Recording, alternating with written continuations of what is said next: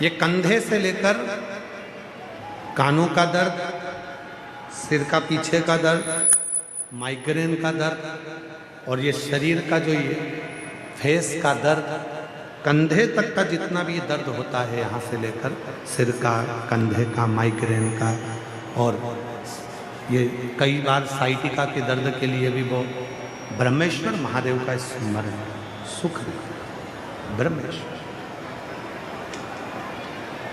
जब तुमको लगे कि मेरा शरीर ये कंधे से लेकर ये सिर पीछे का भाग ये बहुत ज़्यादा दर्द कर रहा है, तकलीफ है, नेत्र खोलते नहीं बन रहा, आँखों में ना जाने चक्कर चक्कर सा लग रहा है, डॉक्टर को भी दिखाओ, दवाइयाँ भी लो, साथ में अपने ही घर में जो भी शिवलिंग घर के अंदर हो या मंदिर में हो, कोई भी शिवलिंग हो, वहाँ केवल शहद की 7 बूंद शिवलिंग के ऊपर समर्पित करो,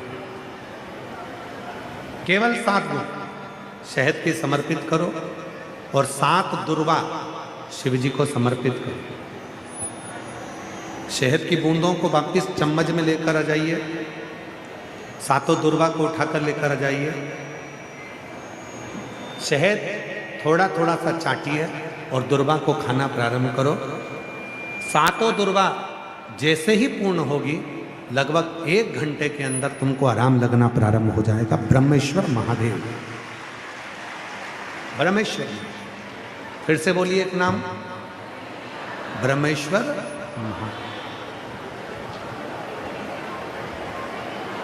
ये शिव जी का वो नाम है। जब भगवान शिव ओघड़दानी, त्रिकालदर्शी, कैलाशी, अविनाशी, जब माँ जगत जननी ब्राह्मणी बन जाती हैं, भंवरी बन जाती हैं, एक मधु का रूप धारण कर लेती हैं, एक पुष्प के अंदर बैठ जाती हैं और बहुत तप करती हैं, साधना करती हैं, तब भगवान शिव भ्रमर बनकर उनको दर्शन करते हैं। तब शिव ब्रह्मेश्वर। बोले ब्रह्मेश्वर महादेव के हर हर महादेव। शिव का ये वो रूप है, ये कोई साधारण सा रूप नहीं है। जैसे कोई लड़का, कोई लड़की, कोई बेटा, कोई बेटी कंपटीशन एग्जाम में बैठ रहा है, परीक्षा देने के लिए बैठ रहा है, पढ़ाई कर रहा है, खूब मेहनत कर रहा है, 4 गुनी मेहनत कर रहा है और तो भी उसका नहीं हो रहा, तो जैसे बेलपत्री के बीच वाली पत्ती पर लगाया गया शहद, ब्रह्मेश्वर महादेव का लेकर लगाया गया वो शहद की बेलपत्र शिव को फल दे जाता है। भगवान शंकर महादेव कहलाते हैं। एक बार लक्ष्मी जी भगवान विष्णु को देख लेती हैं। भगवान विष्णु तप साधना में डूबे हुए थे। तप साधना में जब नारायण डूबे हुए थे तो लक्ष्मी जी को लगा कि मेरे परमात्मा तो तप साधना में डूबे हुए हैं, मैं कहाँ जाऊं। लक्ष्मी जी भ्रमण करती करती करती करती उस समय पर मृत्यु लोक में चली गई। मृत्यु लोक में जाकर लक्ष्मी जी एक बेलपत्र के वृक्ष के नीचे तप करने के लिए बैठ गई। अब माता लक्ष्मी बेलपत्र के वृक्ष के नीचे तप कर रही। आपको कथा में, नासिक की कथा में एक बात कही थी, कहीं पर जाकर भगवान का भजन करते हो, घर में बैठकर भजन कर रहे हो, दुकान में बैठकर भजन कर रहे हो, तीर्थ में बैठकर भजन कर रहे हो, पंडाल में बैठकर भजन कर रहे हो, सब जगह जहां बैठकर भजन कर रहे हो, तप कर रहे हो, मंत्र जाप कर रहे हो, उसका फल अगर बेलपत्री के वृक्ष के नीचे भूल से भी आपके मुख से एक बार श्री शिवाय नमस्तुभ्यम निकल जाता है, पंचाक्षर मंत्र नमः शिवाय, षडाक्षर मंत्र ओम नमः शिवाय निकल जाता है, तो ये समझ लो कि आप 12 ज्योतिर्लिंग में बैठकर भगवान का भजन कर रहे हो। 12 ज्योतिर्लिंग में बैठकर भगवान का भजन कर रहे हो।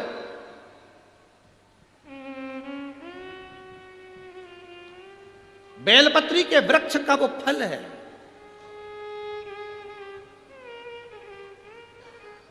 जब हम सीहोर जब कथा दी जाती है तो यजमान परिवार को कहा जाता है कि देखो, जहाँ पर आप व्यासपीठ बनाएं वहाँ व्यासपीठ के आसपास में कहीं पर कुछ रखो ना रखो, पर एक बेलपत्री का पौधा जरूर रखना। क्यों? क्योंकि बेलपत्री की साक्षी में जब शिव महापुराण की कथा इतने लोग एक साथ बैठकर श्री शिवाय नमस्तुभ्यम कहते हैं तो 12 ज्योतिर्लिंग में जो जप करने का फल मिलता है, बद्री केदार में जो जप करने का फल मिलता है, द्वारका सोमनाथ में जो जप करने का फल मिलता है, रामेश्वर जगन्नाथ में जो जप करने का फल मिलता है, गंगा गोदावरी में स्नान करने का जो फल मिलता है, वो पंडाल में बैठकर श्री शिवाय नमस्तुभ्यम बोलकर फल प्राप्त होगा, वो मिलता है।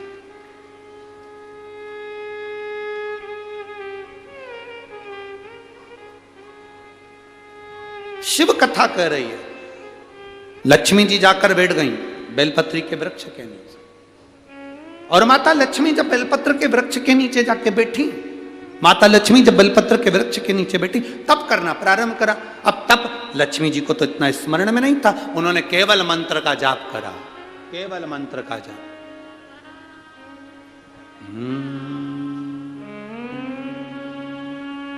नमः शिवाय, ओम नमः शिवाय, ओम नमः शिवाय। शास्त्र रीति पहले भी कथा में कहा है, जिन्होंने कथा सुनी होगी उनके स्मरण में होगा, स्त्री नारी जब भी नमः शिवाय का जाप करती है तो वो शुरू में ओम नहीं लगाती, शुरू में क्या बोलती है? नमः शिवाय, ओम नमः शिवाय, ओम नमः शिवाय। पुरुष जब नमः शिवाय का जाप करता है शुरू में ओम लगाता है, ओम नमः शिवाय, ओम नमः शिवाय। स्त्री चालू करेगी तो नमः शिवाय से चालू करेगी, नमः शिवाय, ओम नमः शिवाय। नमः शिवाय से चालू कर कर ओम पर पहुंचेगी, फिर चालू करती जाएगी, नमः शिवाय, ओम नमः शिवाय। पुरुष चालू करता है तो ओम नमः शिवाय। स्त्री पुरुष के बोलने का भी फल, गोली खाने का तरीका होता है, बोलो जी जी हाँ, सही है कि गलत है? इंजेक्शन को पिया जाता है कि लगवाया जाता है? जम के तो बोलो, जम के। गोली को लगवाई जाती है कि खाई जाती है? खाई जाती है। और वो शीशी आती है दवाई की, उसको पिया जाता है कि खाया जाता है? पिया जाता है। सब दवाई का अलग अलग अंतर है, गोली को खाना है, इंजेक्शन को लगवाना है और दवाई को पीना है। मंत्र बोलने का भी तरीका है। जो माताएं कहती है हम शंकर के मंदिर जाते हैं, ओम नमः शिवाय का इतना जाप करते, बाबा सुनता नहीं है, तुम डायरेक्ट ओम नमः शिवाय बोलती हो। दवाई खाने का तरीका है, कोई कोई दवाई दूध से लेना पड़ती है, कोई कोई दवाई पानी से लेना पड़ती है, कोई कोई दवाई मुंह में रख लो नहीं तो गुलिच जाए। ऐसी दवाई का तरीका है, उसी तरह मंत्र का तरीका है। जब माताएं शिव के मंदिर में बैठकर नमः शिवाय, ओम नमः शिवाय, ओम नमः, यहां से चालू कर कर जब चालू करती है तो शिव सुनता है। और जिन जिन को याद नहीं रहता तो हम उनसे कहते हैं फिर कुछ मत जपो, श्री शिवा नमस्तुभ्यं जपो। लक्ष्मी जी ने जाप करना प्रारंभ करा। अब माता लक्ष्मी ने जाप करना प्रारंभ करा, जपते जपते भगवान विष्णु के नेत्र खुल गए, नारायण के नेत्र। कुबेर का ध्यान गया माता लक्ष्मी पर। लक्ष्मी जी कहीं मेरा कुबेर का खजाना तो वापस नहीं लेना चाहती?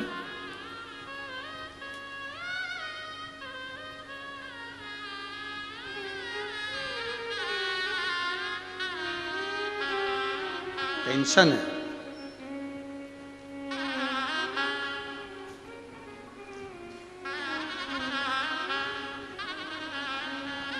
सारे देवताओं को भय रहता है, इंद्र को भय है मेरा सिंहासन ना चले जाए, कुबेर को भय है मेरा सिंहासन ना चले जाए, गरुण वरुण को भय है मेरा सिंहासन ना चले जाए।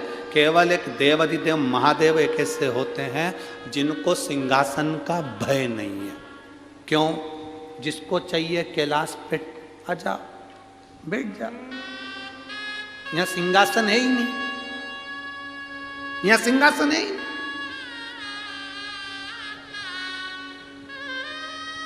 हमारे इतने सालों से हम कथा कर रहे हैं, पर हमारे जीवन की पहली ऐसी कथा है ये जलगांव की, जिसमें कोई सामने सिंहासन नहीं है किसी को बैठने के। यहाँ माननीय पालक मंत्री जी भी बैठे हैं, तो वो भी नीचे बैठे हैं। यहाँ के आमदार खासदार भी अगर आए हो तो वो जमीन पर ही बैठे होंगे। यहाँ का कोई अधीक्षक भी आया हो, ये शिव भक्ति कहते हैं इसको, इसको शंकर की भक्ति। जलगांव की पवित्र भूमि पर हृदय प्रसन्न हो गया। यहाँ कोई सिंहासन नहीं है, यहाँ कैलाश है, कैलाश। इस कैलाश की धरा पर जहां तुम बैठ जाओ वहां भगवान का गुणगान करो। कैलाश की धरा। और आप देखिए, आप अंदाजा लगाइएगा, 5 तारीख से कथा चालू हुई है, 2 तारीख, 3 तारीख, 4 तारीख जो निकली होगी, 1 तारीख से अंदाजा लगा लो, 1 तारीख से 5 तारीख के बीच में भोलेनाथ जी ने पूरी जमीन को पहले धो लिया, साफ कर लिया, अच्छे से सफाई कर ली, सफाई कर कर साफ करके दबा के बैठे। 2 बजे से 5 बजे तक कथा चलती है। आप अंदाजा लगा कर बैठना, आपको ऐसा महसूस होगा जैसे हम कैलाश पर्वत पर बैठकर तप साधना कर रहे हैं, कथा श्रवण कर रहे हैं। हल्की हल्की सी हवा चलती रहेगी, आनंद लेते रहेंगे, सूर्य देवता आते रहेंगे, जाते रहेंगे, तुम्हारा भजन चलता रहेगा, आनंद की अनुभूति होती रहेगी। शिव तत्व की प्राप्ति, शिव तत्व सब व्यवस्था वो करता है, अपन निमित्त है, अपन निमित्त। और बड़ी प्रसन्नता हुई साहब, कल रात्रि के जो वीडियो हम लोगों ने देखे, जलगांव के लोग शहर से आकर कोई बिस्कुट, कोई पानी, कोई पाउच, रात्रि को सारे भक्तों को कोई आलू बड़ा खिला रहा था। उसके वीडियो जो जलगांव की भूमि पर चल रहे हैं सोशल मीडिया में, देखने लायक। भाव कृपा है, आपको दिया बाबा ने और आपने भाव से खिलाया, दिल से सेवा। शिव कथा कर रही है, माता लक्ष्मी बैठी, भगवान देवाधिदेव महादेव। कुबेर को लग रहा है ये मेरा सिंहासन ना ले ले, इंद्र को लग रहा है ये मेरा सिंहासन ना ले ले, देवताओं को लग रहा है लक्ष्मी मेरा सिंहासन ना ले ले। पर लक्ष्मी तो तप की मुद्रा में विलीन लगी हुई थी, भगवान का गुणगान कर रही थी। नमः शिवाय, ओम नमः शिवाय, ओम नमः शिवाय। लगी मां। बेलपत्री का वृक्ष, उसके नीचे एक माला का मनका भी अगर बेलपत्री के वृक्ष के नीचे खसकता है, तुम्हारे मुख से नाम निकलता है, तो वो उसका फल 1000 गुना ज्यादा हो जाता है, 1000 गुना। आप लोग शिव मंदिर में जाते हो ना, तो बेलपत्री जब भगवान को चढ़ाते हो, तो आप अगर श्री शिवाय नमस्तुभ्यम बोलकर चढ़ाते हो, विद्वान पंडित जी जो आपको अभिषेक कराते हैं, पूजन कराते हैं, तो वो कहते देते हैं बेलपत्री चढ़ा रहे हो, नमः शिवाय बोलकर चढ़ाओ, ओम नमः शिवाय बोलकर चढ़ाओ, श्री शिवाय नमस्तुभ्यम बोलकर चढ़ाओ। जब आप एक बेलपत्र का स्पर्श कर कर श्री शिवाय नमस्तुभ्यम कहकर बेलपत्र चढ़ाते हो, बेलपत्र का स्पर्श इस शरीर से रहता है, तो एक बेलपत्र चढ़ाते हो तो 1000 बेलपत्र चढ़ाने का फल तुम्हारे खाते में चला जाता है। एक बेलपत्र मात्र शंकर के नाम का जप कर कर आपने स्पर्श किया, मंत्र बोला, स्पर्श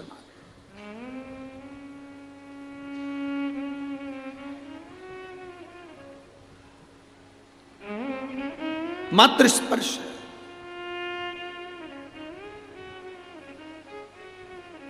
शिव कथा कर रही है, शंकर भगवान प्रसन्न हो गए, लक्ष्मी जी के सामने प्रकट हो गए। लक्ष्मी जी कैसे? मांग लक्ष्मी, तुझे क्या चाहिए? लक्ष्मी जी कहती हैं, मैं तो मांगने के लिए तप ही ना करूं। कल कथा में कहा था, जो मांग कर देते हैं वो देव कहलाते हैं, जो बिना मांगे दे देते हैं वो महादेव कहलाते हैं। महादेव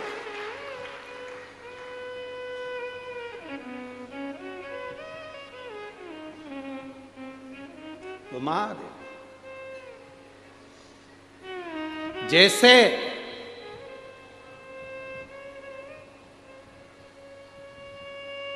घर में सब हो, मायके में सब हो और मां नहीं हो तो मायका कहलाएगा क्या? जम के बोलो जरा। मायके में भाई हो, भाभी हो, पिता हो, बहनें हो, पोता पोती, नाती पंती सब हो, मायका उसको कहते हैं मायका। मायका मतलब माँ का घर। उसको मायका की जगह ये नहीं कहते पिता का, उसको कहते हैं मायका, मतलब माँ का घर। घर में सब हो, मायके में सब हो और मां ना हो तो वो मायका नहीं कहलाता, मायका नहीं कहलाता। घर में सब हो, मायके में सब हो और मां नहीं तो सब बेकार है। मां नहीं तो सब बेकार। घर में, मंदिर में घर के सब हो घर के मंदिर में, सारे देवता, पर मेरा महादेव नहीं तो वो मंदिर नहीं कहलाता। मंदिर नहीं। तुम्हारे भले तुम हरि विठ्ठल को भजो, भले तुम पांडुरंगा को भजो, श्रीनाथ जी को भजो, चाहे वेंकटेश भगवान को भजो, चाहे तुम दत्त को भजो, चाहे तुम देवी को भजो, चाहे तुम गणेश को भजो, पर तुम्हारे छोटे से शिवालय में, तुम्हारे छोटे से मंदिर में, तुम्हारे घर के छोटे से उस मंदिर में, देवालय में एक छोटा सा शिवलिंग जरूर होना चाहिए। छोटा शिवलिंग जरूर। शिवलिंग ना हो तो नर्मदा का कंकर हो, नर्मदा का कंकर ना हो तो शंकर रूपी कंकर तुम्हारे यहां हो, पर हो जरूर। बिना शिव के देवालय खाली, बिना शिव।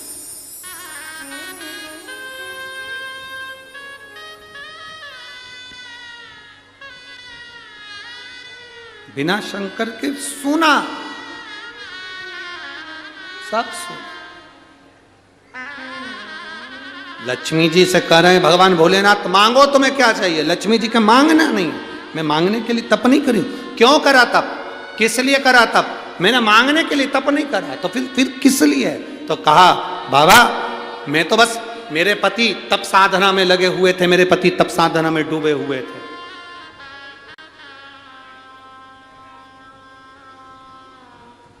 मेरे पति तप साधना में लीन है। मैंने भी सोचा मेरे पति तप साधना कर रहे हैं तो मैं भी तप साधना करूं। शिव जी ने कहा अब तुम आई हो तो कुछ तो मांगो, कुछ तो मांगो। लक्ष्मी जी ने हाथ जोड़कर कहा आप मुझे देना चाहते हैं तो इतना दे दीजिए कि मैं आपके इस बेलपत्र के वृक्ष के नीचे आपकी जिंदगी भर आराधना करती रहूं। ये वर मुझे दे दीजिए, जिंदगी भर आराधना। शिव ने तथास्तु कह दी। लक्ष्मी जी ने प्रणाम किया। शंकर भगवान का भी मन संतुष्ट नहीं हुआ। खाली ना जाता कोई दर से तुम्हारे, खाली न जाता कोई दर से तुम्हारे, मैं भी खड़ी हूँ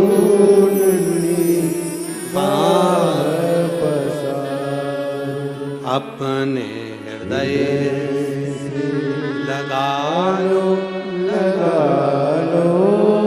कि राजा उठा लो। कोई मेरे दरवाजे से खाली जाए ये हो नहीं।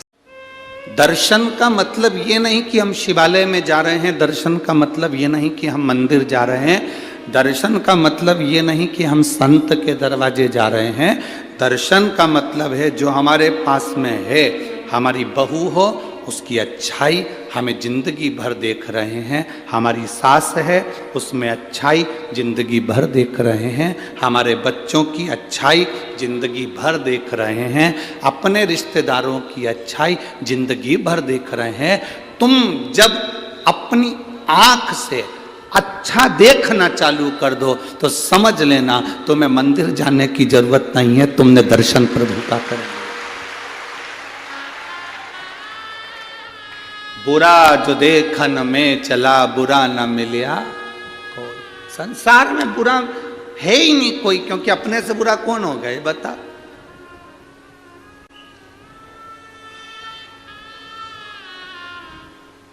सांप काट लेता है तो उसका इलाज हो सकता है।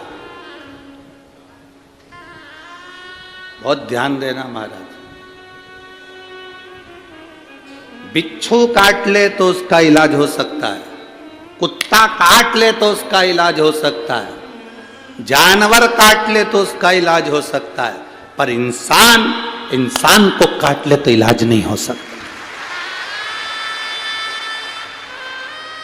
हम ऐसे काटने की बात नहीं कर रहे हैं कि तुम किसी को काट लो, इस काटने की नहीं।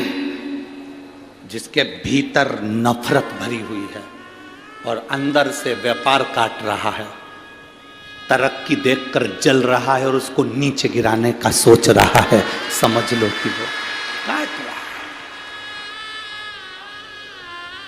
जितना जहर सांप के विष में नहीं है, जितना जहर बिच्छू के डंक में नहीं है, उससे ज्यादा जहर आज के आदमी के अंदर भराता चले जा रहा है। एक दूसरे को देख देख कर जहरीला।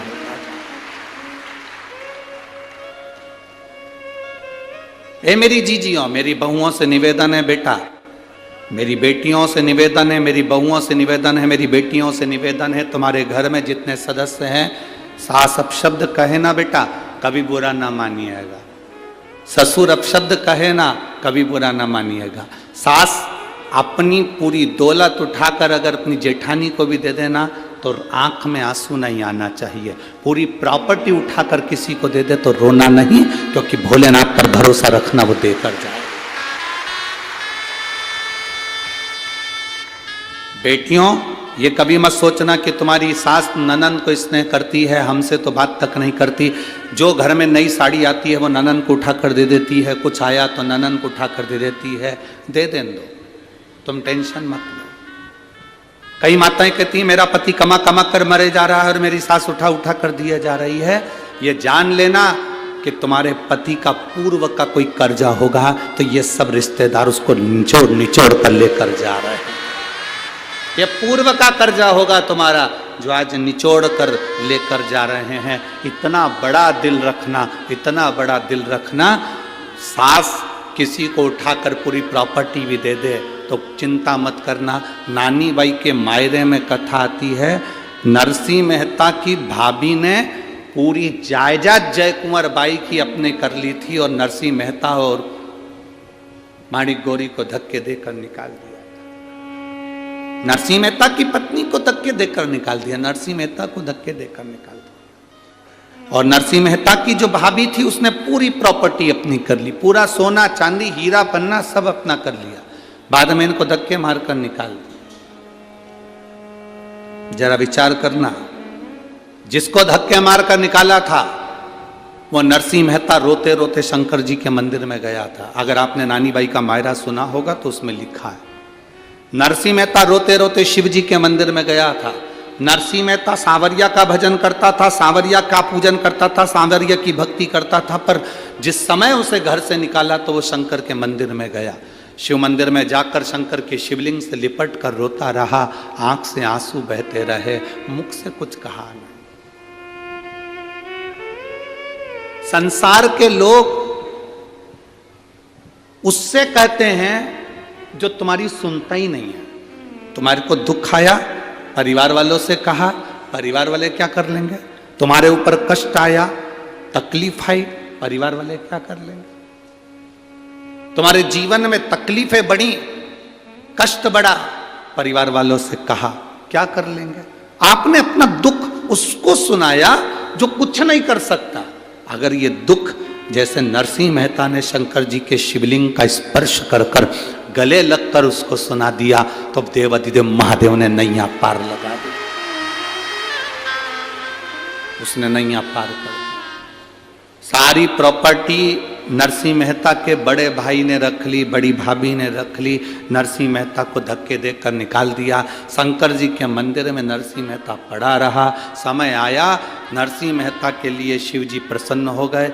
दुनिया का पहला संत था जो मरा नहीं था, सात शरीर बैकुंठ गौलोक धाम तक गया था, शंकर जी के साथ भगवान का दर्शन करने गया था। दुनिया का पहला संत नरसिंह मेहता था। क्या दिया भगवान भोलेनाथ ने?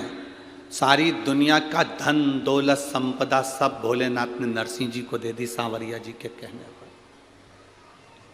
अब इसके पास में, माणिक गौरी के पास में, धीरे धीरे नरसिंह जी के घर में धीरे धीरे मकान, जमीन, जायदाद सब बढ़ गई। सास उसको दे गई थी, दे दे, उसको कुछ मिल गया था, मिल जाए। तुम्हारे पास में 5 बीघा जमीन है, 5 एकड़ जमीन है, तुम्हारे बड़े भाई के पास में 10 बीघा जमीन है, 20 बीघा जमीन है, 10 एकड़ जमीन है, चिंता मत करना। तुम जितनी परमात्मा ने तुमको दी है उसमें इतने खुश होकर जीना कि वो 10 एकड़ वाला भी सोचे कि नहीं होने पर इतना खुश कैसे।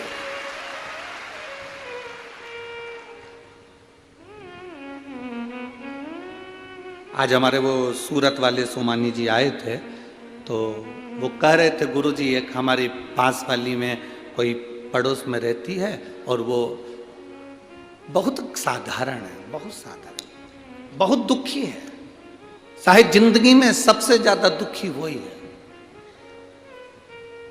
उसने शिव जी का नाम लेकर अपने बच्चों को पालने के लिए, परिवार को पालने के लिए थोड़ा बहुत मठरी और ये चकली और नमकीन का काम चालू करा। उसने ये भेजा है गुरुदेव।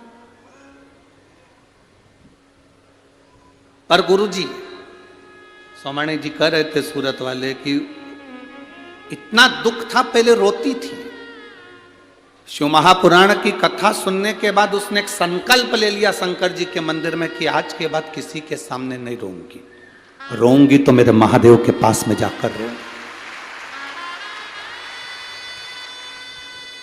अब जब भी किसी रिश्तेदार से मिलने के लिए या कोई रिश्तेदार मिलने के लिए आता है तो इतनी हंसती है, प्रसन्न होती है, खुश होती है, इतनी प्रसन्न कि रिश्तेदार सोचते हैं कि इसकी जिंदगी में इतना दुख है और इसके बाद इतनी खुश कैसे रह लेती है। बाबा, आप कहते हो ना कि शंकर जी के सामने खुश होकर जाना, भले जिंदगी में कितना भी दुख हो, एक ना एक दिन बाबा आशीर्वाद दे ही देता है कि तू ऐसी खुश हमेशा रहे, ऐसी प्रसन्न हमेशा। आप दुखी क्यों हो? ये इतने लोग लाखों की संख्या में बैठे हो, आप लोग इतने लाखों की संख्या में पहुंचे हो, आप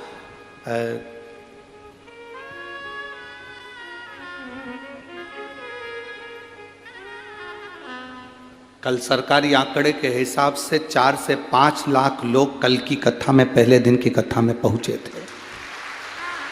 5 लाख लोग कल की कथा में पहुंचे थे और आज उससे ज्यादा यहां पहुंचे हो आप। जरा अंदाजा लगाइएगा आपके दुख का कारण क्या है, आप क्यों दुखी हो। उसका दुख का केवल एक कारण है कि आप दूसरे से आस लगाए। और यहां शिव पुराण कहती है, आशा एक राम जी से दूजी आशा छोड़ दे नाता एक राम जी से दूजा नाता तोड़ दे, और साधु संगे राम रंगे अंग अंग रंगिए, और जाई विधि राखे राम। आप आस दूसरे से लगा,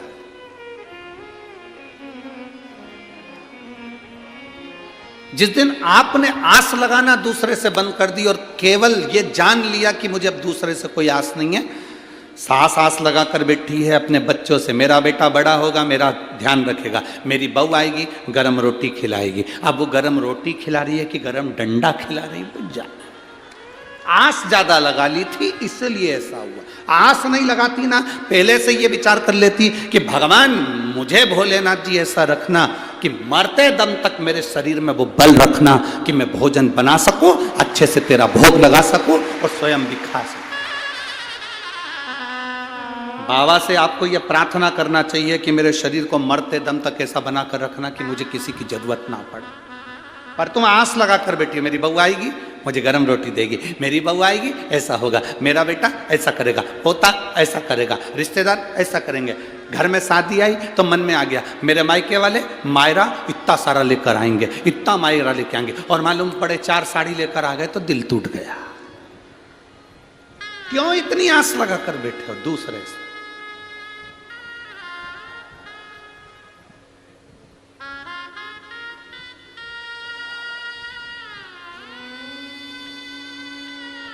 बहुत सारी आस नहीं लगाना, आस लगाना तो मेरे बाबा से लगा कर बैठना।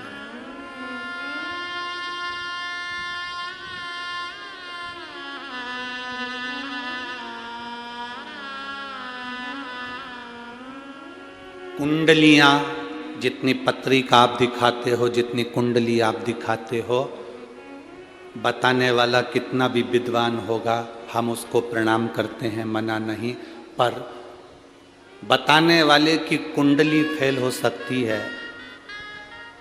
दिखाने वाले की पत्रिका फेल हो सकती है, पर यह पक्का है कि महादेव की कृपा कभी फेल नहीं हो सकती। महादेव की कृपा कभी फेल नहीं।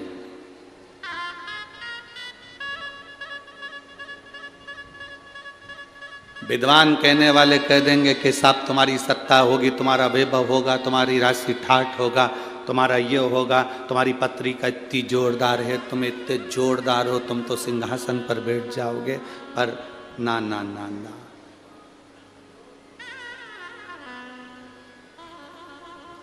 घड़ी हाथ में तुम बांध सकते हो, घड़ी तुम पहन सकते हो, पर घड़ी सही करने की जवाबदारी तुम्हारी नहीं है। घड़ी तो घड़ी की दुकान पर लेकर जाना पड़ेगी। जलगांव में किराने की दुकान पर घड़ी ठीक हो जाती होगी, हमारे यहाँ तो नहीं होती। होती है इधर किराने की दुकान पर घड़ी ठीक? जम के तो बोलो। कपड़े की दुकान पे ठीक होती है क्या? सोने की दुकान पे ठीक होती है क्या? टाइल्स की दुकान पे ठीक होती है क्या? लकड़ी की दुकान पे, खवास की दुकान पर? घड़ी घड़ी की दुकान पर ठीक होती है। घड़ी बनाने वाला कौन? एक एक वेद, एक एक पुराण, एक एक शास्त्र को उठाकर देखना। समय, घड़ी, पल, नक्षत्र, काल सब महादेव ने बनाया है। इसलिए अपनी घड़ी बिगड़े, समय बिगड़े तो महादेव के पास चले। घड़ी बेकार हो जाती है, दुकान वाले के पास लेकर पहुंच जाते हैं, साहब ये घड़ी बेकार हो गई, जरा देखना। उसने सेल डालकर देखा, नहीं चल रही, तो उसने कहा साहब थोड़े दिन पटक कर जाओ, कम से कम 5 दिन या 7 दिन पटक कर जाओ, 7 दिन के बाद आकर तुम घड़ी ले जाना। देखो भैया मेरी घड़ी बड़ी कीमती है। उसने कहा बिल्कुल चिंता मत करो, तुम घड़ी मुझे दो। उसने उठाई घड़ी को और तुम्हारे सामने ढक्कन खोल के अंदर से मशीन निकालकर एक इतनी बड़ी कटोरी में पेट्रोल डालकर उस घड़ी की मशीन को डाल दिया। देखा कि नहीं देखा तुम लोगों ने? अरे बोलो तो जम के, देखा ना? इतनी बड़ी कटोरी में घड़ी की मशीन को निकालकर उसमें डुबो दिया। और उसने कहा कितने दिन में घड़ी दोगे? 5 दिन या 7 दिन तो लगेगा। किसी किसी की घड़ी 5 दिन में दे देता है, किसी किसी की घड़ी 7 दिन में दे देता है। डाल तुम आते जाते पूछे क्यों घड़ी ठीक हुई क्या? अभी लगेगा, 2-4 दिन और लगेगा। घड़ी को फिर पानी उसमें पेट्रोल में डाल के रखा, घिसा, सही करा, 7 दिन में घड़ी ठीक हो गई। आया, लाओ साहब घड़ी दो। उसने कहा लो साहब घड़ी चालू चालू। उन्हें कानों में लगा कर देखा, टुक टुक टुक टुक टुक टुक टुक टुक चल रही है, चल चल, पूरी सुई हिल रही। लाओ साहब घड़ी चालू। हम आपसे भी कहते हैं, जितने लोग जलगांव की इस पवित्र भूमि पर कथा सुन रहे हैं और जितने टीवी पर सुन रहे हैं, ये सोच कर बैठे हैं बहुत भीड़ हो रही होगी, हम कैसे जाएं। उनसे हमारा निवेदन है, घड़ी अगर बेकार चल रही हो, समय बेकार चल रहा हो, बड़ा दुख जिंदगी में चल रहा हो, बीमारियों ने घेर रखा हो, तकलीफों ने घेर रखा हो, तो ये 7 दिन घड़ी की दुकान में आकर घड़ी को पटक दो।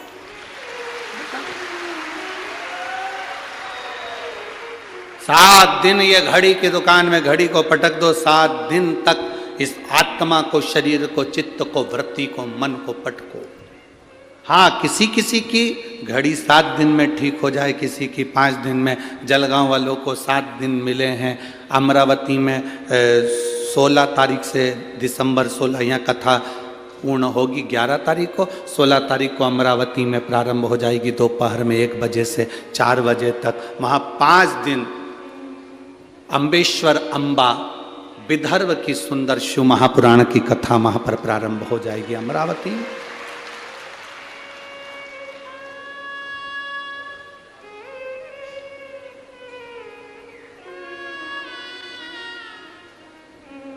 जो अपनी समय को यहां नहीं दे पाए वो वहां दो। अपना समय परमात्मा को देने का। एक पत्र आया है, शकुंतला गोले, धवली जिला बड़वानी, मोबाइल नंबर ये है।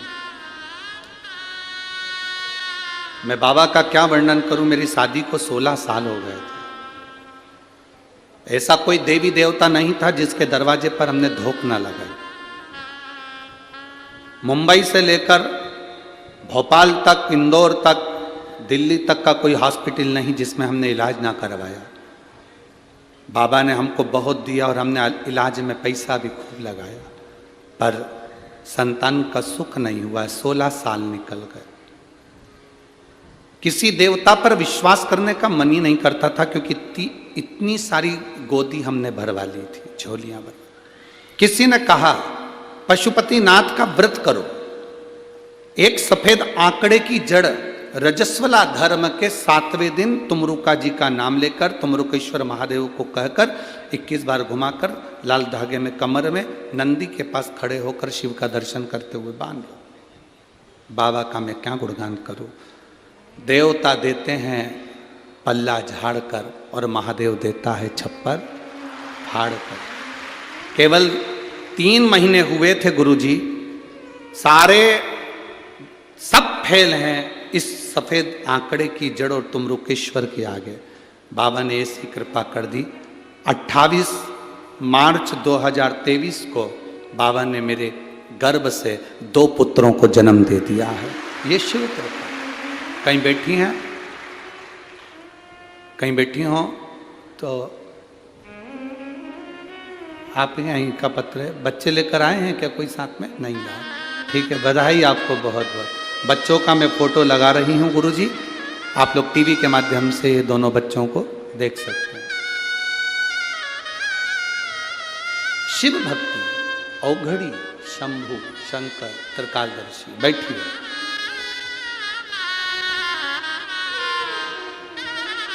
इतनी जल्दी हिम्मत नहीं हारना हमको। हम संसार के आगे जाकर रोते हैं ना, तो संसार वाले आंसू नहीं पोंछ सकते। हम दुनिया के लोगों से जाकर आस लगाकर बैठते हैं, इसलिए हमें दुख मिलता है।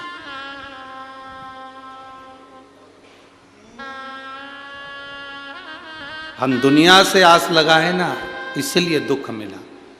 और इस पत्र में उस बेटी ने लिखा कि आखिरी बार जब सब दूर से आस खत्म हो गई, तब मैंने भगवान शंकर का पशुपति व्रत किया उस पर। विश्वास की, आस लगाई।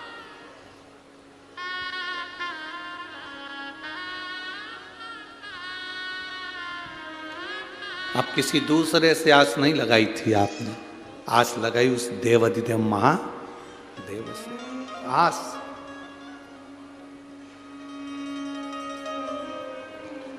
और लगन तुमसे लगा बैठे जो होगा देखा जाएगा, तुम्हें अपना बना बैठे जो होगा देखा जाएगा। आस लगा ली और बाबा ने वो आस फिर तोड़ी नहीं, बाबा ने वो आस फिर छोड़ी नहीं, फिर वो बाबा ने आस निभाई। थोड़ा बहुत तो मेरा बाबा देता ही नहीं है। तुम एक मंजिल का मकान मांगते हो, वो 2 मंजिल बना के ही छोड़ता है, 2 मंजिल बनाकर ही छोड़ता है। थोड़ा बहुत तो देता ही नहीं है, वो बहुत कृपालु है। बस आपका विश्वास प्रबल हो, सब में अच्छा देखो। कोई तुमसे कहे कि दर्शन का मतलब क्या होता है, तो आप उसको कह देना दर्शन का मतलब होता है सब में अच्छा देखना, हम किसी में बुरा ना देखें।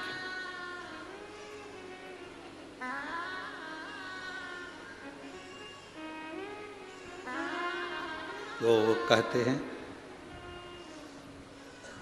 रचा है सृष्टि को जिस प्रभु ने, वही ये सृष्टि चला रहे। जो पेड़ हमने लगाया पहले, जो पेड़ हमने लगाया पहले, उसी का फल अब हम पा रहे हैं। रचा है सृष्टि को जिस प्रभु ने, वही ये सृष्टि चला रहे। उस पर भरोसा कर लो, इतना पक्का भरोसा, फिर वो टूटे ना, फिर वो छूटना नहीं चाहिए। इतना प्रबल भरोसा होना चाहिए, इतना प्रबल। एक लड़का कोमा में चले गए, देखो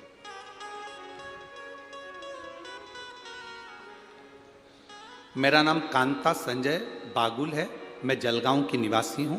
मेरा मोबाइल नंबर ये है, कहीं बैठी हैं हाथ हिला सकती हैं अगर कहीं बैठी हो। मेरा नाम कांता संजय बागुल है, मैं जलगांव की निवासी हूं। मेरा मोबाइल नंबर ये है, कहीं बैठी हो तो हाथ हिला सकती हैं, कहीं पर बैठी हो तो हाथ हिला सकती हैं। मेरा नाम कांता संजय बागुल है, मैं जलगांव की निवासी हूं। मेरा मोबाइल नंबर ये है। मैं कहना चाहती हूं कि बाबा की कृपा क्या है।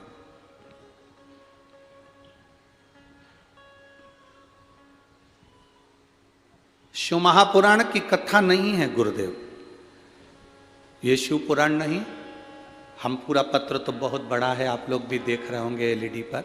अब इतना बड़ा पत्र तो हम पूरा क्या बातें, जो खास चीज उन्होंने हेडलाइन पर मार्क करके दी है, लाइन लाइन बना कर दी है, उसका स्मरण करें। कहूंगी शिव पुराण नहीं है, साक्षात शिव है। जो कथा में बोलते हैं वो बाबा सुनता, ये निश्चित। गुरुदेव 22 साल का मेरा लड़का है राहुल संजय बागुल, बहुत बड़ा शंकर की कथा का भक्त है। पर बाबा आप कहते हो ना, दुनिया में सबको अपना अपना दुख आता है और वो काटना आपको ही है। छींक आपको आई है, आपको छींकना है। खांसी आपको आई है तो आपको खांसना, दुख आया आपको है तो आपको मिटाना। उसको ब्रेन हेमरेज हो गया। 22 साल का मेरा लड़का राहुल संजय बागुल, उसको ब्रेन हेमरेज हो गया। तुरंत डॉक्टर के पास जब लेकर गए तो मालूम पड़ा ब्रेन हेमरेज है। ऑपरेशन के लिए कहा गया। ऑपरेशन करने के बाद डॉक्टर ने कह दिया था कि हो सकता है ये कोमा में चले जाए और इसकी सुध चली जाए, ये जिंदगी भर पलंग पर पड़ा रहे। ठीक भी हो सकता है, पर 90% चांस यही रहते हैं कि कोमा में चले गया व्यक्ति तो जिंदगी भर ठीक नहीं होता। मेरे लड़के का हमने ऑपरेशन करवाया, वो कोमा में चले गया, पड़ा रहा, ना हाथ हिलता ना पांव हिलता, आंख में से आंसू बहता रहता। सारे इलाज फीके पड़ गए। गुरुजी 22 साल का मेरा लड़का, करूं तो करूं क्या।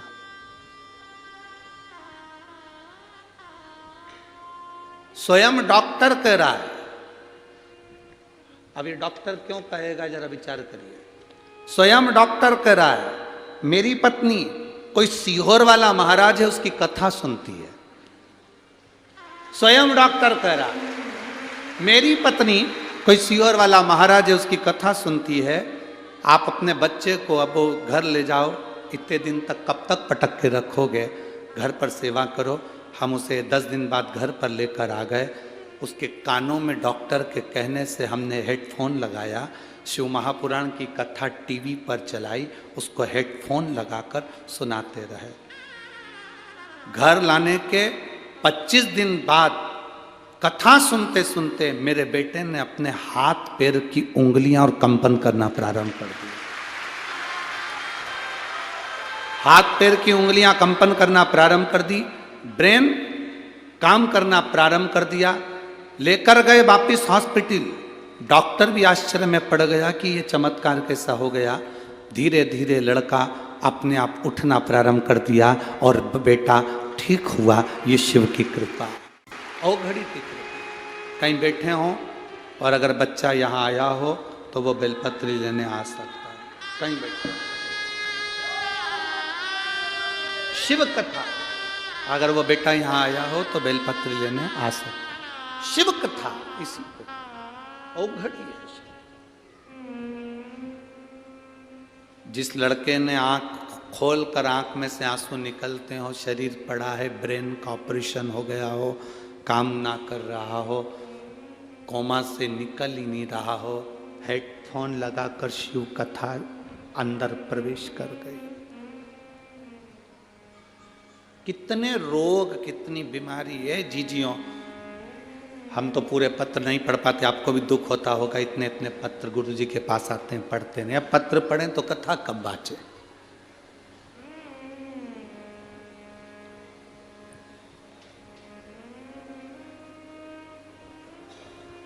इतने पत्र पढ़ेंगे तो कथा कब बाँचे। ढेर सारे पत्र आप लोगों के आते हैं, सब यहीं छोड़कर जाते हैं। लोगों को दुख भी होता है, इतने सारे पत्र गुरुजी छोड़ जाते हैं, करें क्या उसका। हम भी प्रयास कर रहे हैं जल्दी से जल्दी। अब एक ऐसा, जितने पत्र हैं इन पत्रों को पढ़ा जाए। हम पूरा न पढ़ पाए तो बिठले सेवा समिति से एक ऐसा चैनल चालू करेंगे जिस चैनल पर इस पत्र को पढ़कर सुनाया जाएगा, मोबाइल नंबर समेत। जल्दी से जल्दी हम भी प्रयास करें इन पत्रों को आप तक पहुंचे, आपके पत्र का भाव जनमानस तक पहुंचे। उसमें 15 से 20 मिनट प्रवचन का क्रम रहेगा और उसमें पत्र पढ़ दिए जाएं।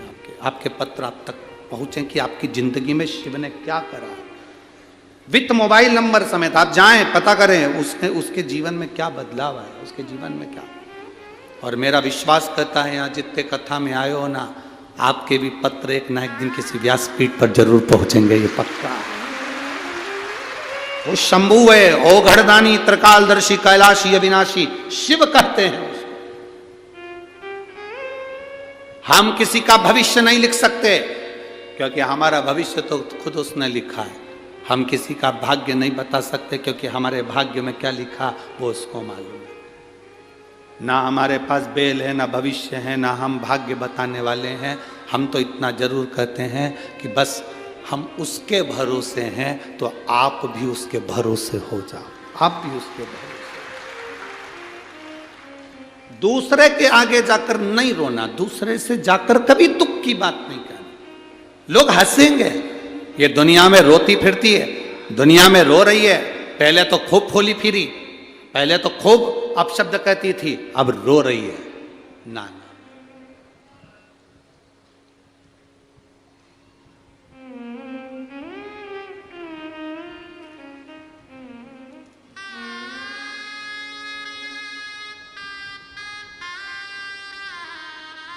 जब कोई बीमारी व्यक्ति को घेरती है ना, तो उसके परिवार वाले ही कहना चालू कर देते हैं, अच्छा है कर्मदंड भोग रही है, खूब करती थी ना हरकत इसलिए भोग रही है।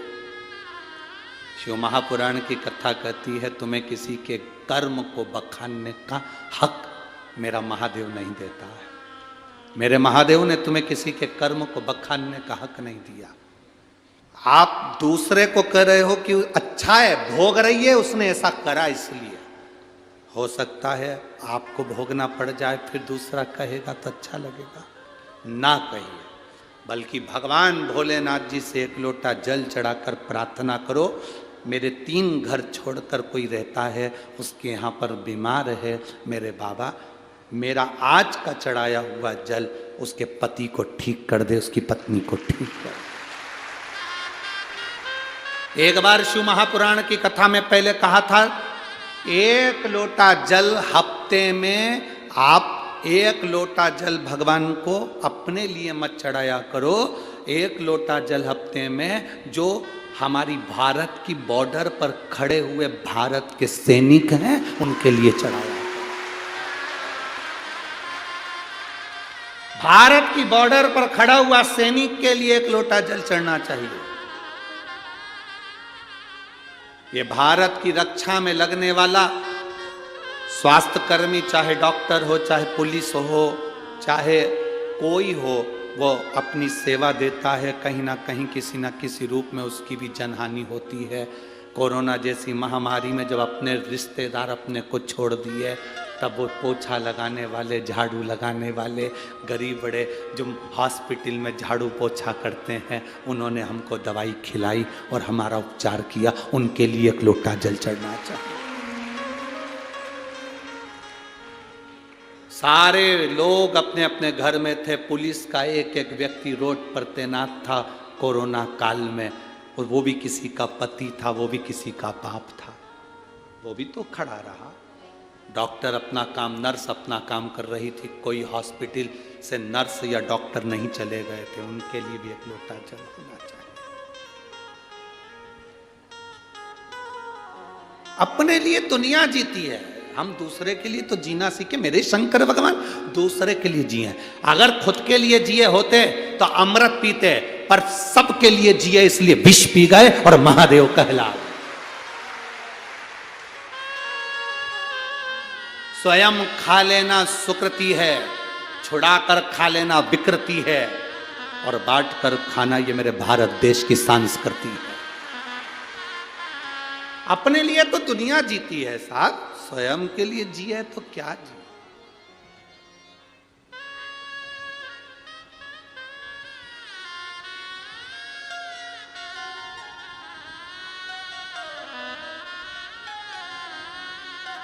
अपने लिए जिए तो क्या जिए, स्वयं के लिए क्या जीना, दूसरे के लिए। शंकर भगवान की कथा,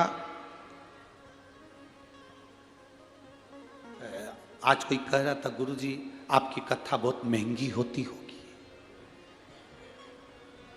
आपकी कथा बहुत महंगी होती होगी। हम उनसे कहते हैं कथा कभी महंगी नहीं होती, व्यवस्थाएं बहुत महंगी होती है। कथा महंगी नहीं होती है, व्यवस्था, टेंट लगाया, पंडाल लगाया, साउंड बुलाया, लाइट जलाई, जनरेटर चलाया, लोग आए, पानी पिलाया, भोजन कराया, व्यवस्था बैठने की, उठने की, खाने की, पीने की, रहने की, ये महंगी है। कथा महंगी नहीं होती, व्यवस्था महंगी होती है। कथा तो भगवान शंकर जो कुंभज ऋषि से सुने थे, कथा जो वेद व्यास जी ने कही थी, वो कथा आज तक महंगी नहीं हुई। कथा तो निरंतर चलती रहती है, व्यवस्थाएं महंगी हो जाती, करना पड़ती है। कितनी बड़ी टीम लगी है जलगांव की, यहाँ पर चौधरी जी से पूछे, कोई यहाँ पर कि कितनी बड़ी टीम लगी होगी, कितने प्रशासन के लोग लगे हैं, कितना पुलिसकर्मी, चाहे वो यहाँ का नगर निगम, नगर पालिका, स्वीपर, ये वो, सेवादार, झाड़ू वाले, लाइट वाले, साउंड वाले, कितना टीम लगा है, कितना। वो जगदीश से पूछो, भरत जी से पूछो, चौधरी जी से, उनको मालूम होगा। यहाँ पालक मंत्री जी बैठे हैं, इनसे पूछो कि व्यवस्थाएं करने में कितना कितना लगना पड़ता। व्यवस्थाएं करना बहुत कठिन। लाखों भक्त आते हैं और लाखों भक्त जाते हैं, शंकर के भरोसे आते हैं और शंकर के भरोसे जाते हैं। शिव के भरोसे आ रहे हैं, शिव के भरोसे जा रहे हैं, भगवान की भक्ति के साथ में। शिव महापुराण की कथा कर रही है। दर्शन को समझे हम, दर्शन की मूलता को समझे हम, दर्शन के महत्व को समझे हम कि दर्शन क्या है। दर्शन वो नहीं कि हम, दर्शन की मूलता वो नहीं है कि हम मंदिर में गए और दर्शन कर लिया। दर्शन की मूलता वो नहीं कि हम कहीं गए संत साधु का दर्शन कर लिया। दर्शन की मूलता वो नहीं कि हम तीर्थ गए और दर्शन कर लिया। दर्शन की मूलता वो है कि हम भगवान के उस स्वरूप को संपूर्ण जनमानस में देखें, भगवान के उस स्वरूप को संपूर्ण जनमानस, भगवान के स्वरूप को हम संपूर्ण जनमानस में देखें, वो दर्शन। महाराज, चप्पे चप्पे में है झांकी भगवान की, कोई सूझ वाली आंख ही पहचान।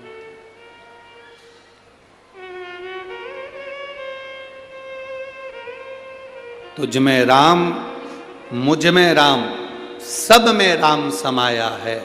जित देखो उत राम की ही माया, सब में राम।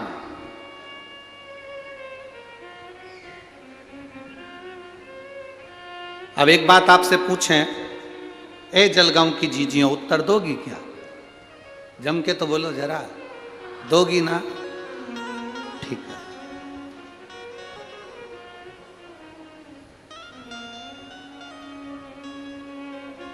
व्रत रखा तुमने, एक दिन भर भूखी रही, भोजन नहीं करा, पूजन करी, आराधना करी,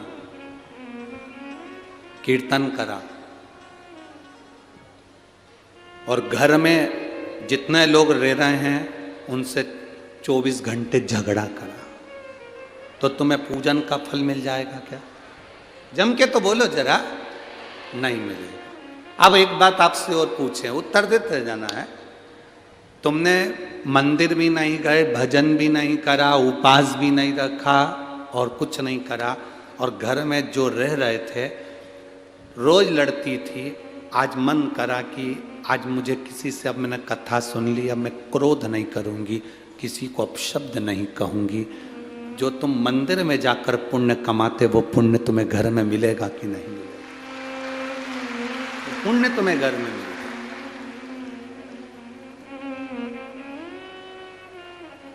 एक पक्षी शाम ढलते ढलते अपने घर आ जाता है, बोलो आता है कि नहीं आता?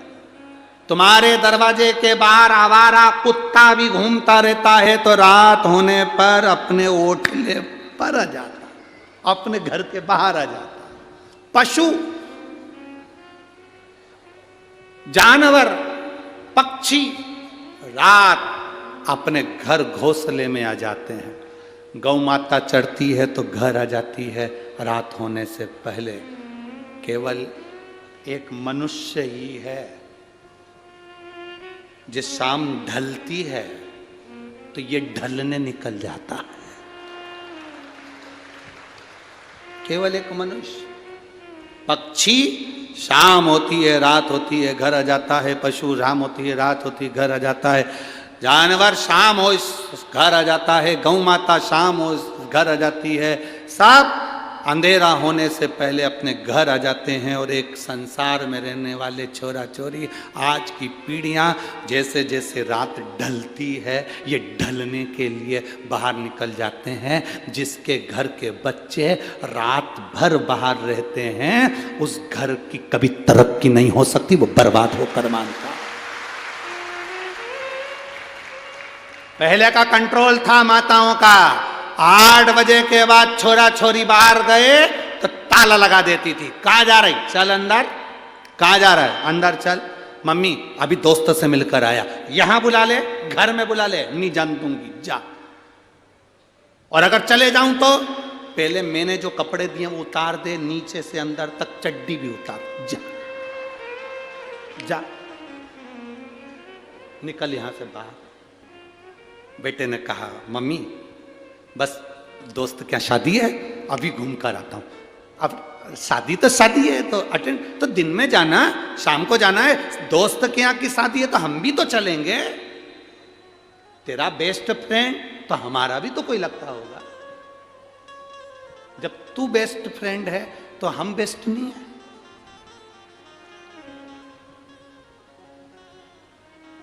घर में माँ बाप हैं और नए नए लड़का लड़की रोड पर गाड़ी के बोनट पे केक रख के हैप्पी बर्थडे टू यू मना रहे हैं।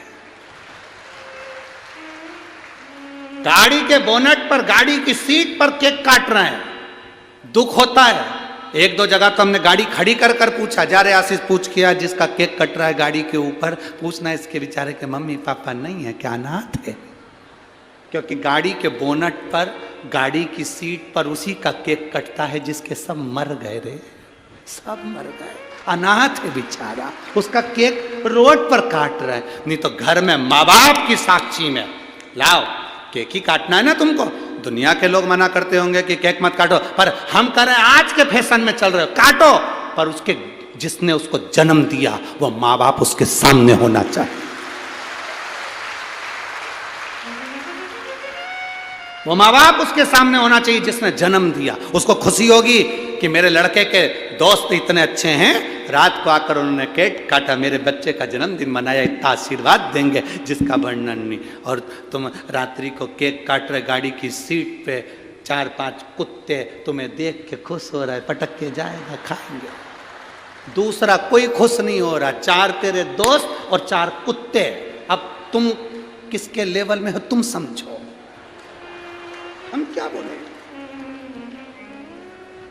और 2-3 कुत्ते दूसरे मोहल्ले के वहीं से भौंक रहे, भौंक रहे, चिल्ला रहे कि हमारे मोहल्ले में केक कट रहा है, हमको छोड़ के जाना। कुत्ते भी कह रहे और तुम खुश हो रहे। सही निर्णय दिया आपने, सही उत्तर दिया। आप कैसे जानते हो कि मेरी उम्र 40 साल हो गई? उस बच्चे ने कहा सर हमारे पास में 3 घर छोड़ के एक लड़का रहता है, उसकी उम्र 20 साल है, वो आधा पगला है।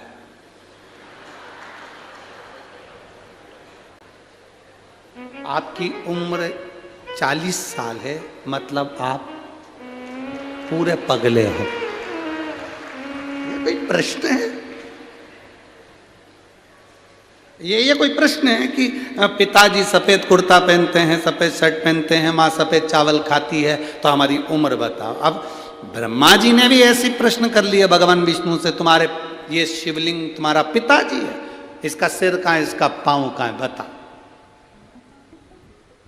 अब ऐसे फालतू के प्रश्न करोगे तो फिर बाद में कष्ट तो भोगना ही है।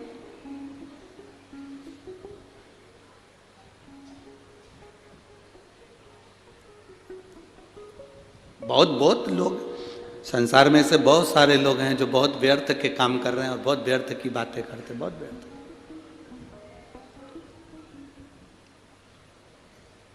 बहुत व्यर्थ की बात।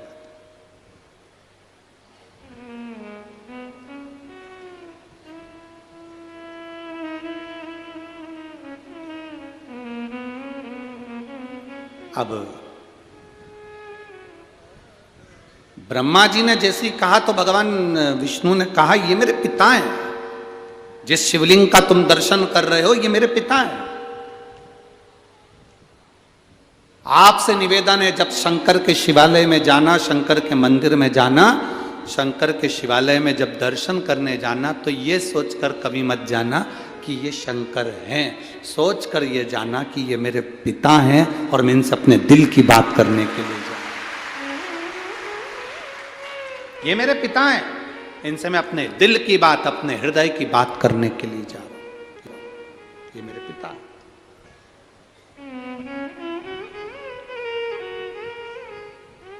जब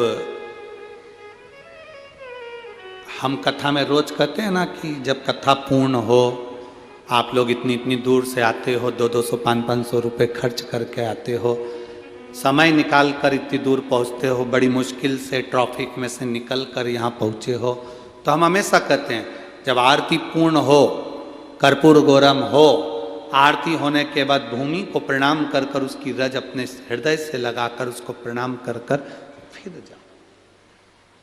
क्यों? शिव महापुराण की कथा में वेदव्यास जी लिख रहे हैं, भगवान शंकर स्वयं तुमरुका जी से कहते हैं, सुनो तुमरुका, जहां शिव महापुराण की कथा होती है, जब तक कथा चलती है, शिव महापुराण की उस कथा में देवादिदेव महादेव कहते हैं, मैं कैलाश के समेत वहां पर विराजमान रहता हूं, वहां मैं स्वयं हूं, मैं स्वयं वहां पर विराजमान हूं।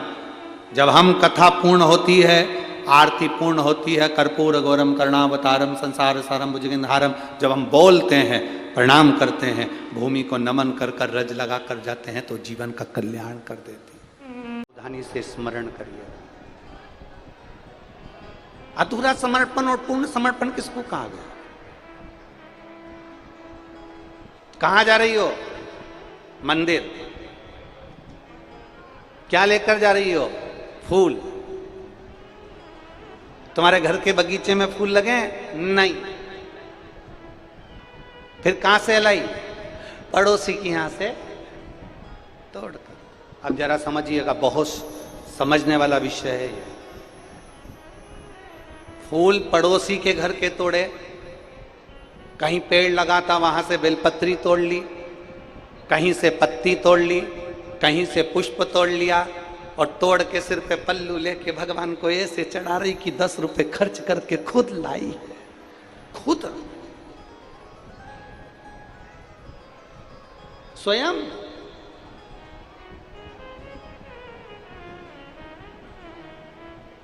अब बताओ, फूल किसका?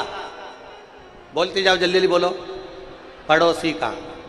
पत्ती किसकी? पड़ोसी की। चढ़ा कौन रहा है? तुम।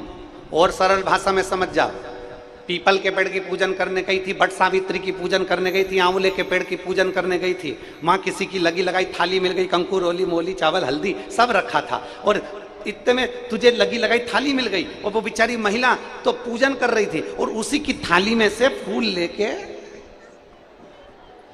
सब चढ़ा दिया। अब बताओ ईमानदारी से, सावित्री मैया खुश होगी तेरे से?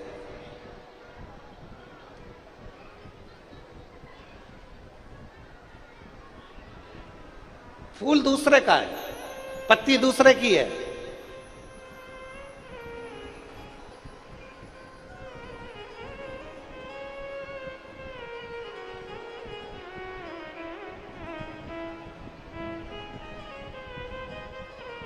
हमारे जो पंडित लोग रहते हैं ना, हम जहाँ ठहरते हैं तो वहाँ हमारे पंडित लोग ब्राह्मण जन जजमान को बता देते हैं कि देखो गुरु जी यहाँ ठहरे हैं, ठाकुर जी की सेवा चलेगी, कल्लू जी की, शालिग्राम जी की सेवा चलेगी, भोलेनाथ जी की सेवा चलेगी। हमारे कक्ष में भगवान के भोग में या हमारे प्रसादी में खाने के लिए कभी भी ना बाजार की मिठाई आती है, ना हम बाजार का कोई सामान लेते हैं, ग्रहण भी नहीं करते। मिष्ठान तो बाजार का होता ही नहीं, लेते ही नहीं, कोई पदार्थ ऐसा बाजार का ना लिया। बाबा की सेवा हो रही है, लाली की सेवा हो रही है, तो जजमान को पंडित लोग भी कह देते, घर में अगर कोई सामग्री बनी है तो वो आप स्वीकृत होगी, वो भगवान को हम भोग लगा देंगे, वो प्रसाद में आ जाए। मतलब आपके द्वारा, आपके परिश्रम से, आपके द्वारा निर्मित, अगर बेटी को एक बहुत पहले एक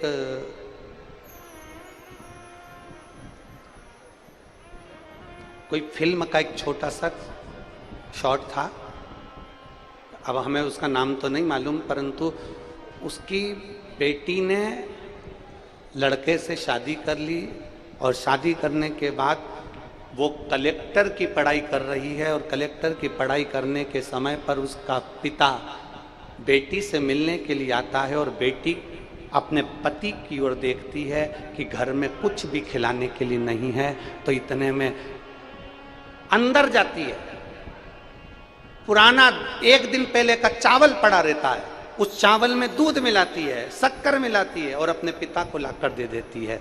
पिताजी पूछते हैं, बेटी ये क्या है? बेटी कहती है, पिताजी ये मीठा भात है। मीठा भात? बाप उसको खाता है, प्रसन्न होता है कि मेरी बेटी ने अपने हाथ से बनी हुई कोई सामग्री मुझे खिलाई और मुझे उसकी प्रसन्नता है। उसी तरह भगवान कहते हैं मुझे पूर्ण समर्पण चाहिए। पड़ोसी के घर का टूटा हुआ फूल नहीं चाहिए, रोड पर से टूटा हुआ फूल नहीं चाहिए, दूसरे के दरवाजे की पत्ती टूटी हुई नहीं चाहिए। शंकर जी कहते हैं कि तुम्हारे पास में तुम्हारे घर का अगर एक चावल का दाना भी है ना, तो वो पूरा दे दीजिए, मैं उसको सब कुछ मान लूंगा, उसको मैं पूर्ण समर्पित मान लूंगा।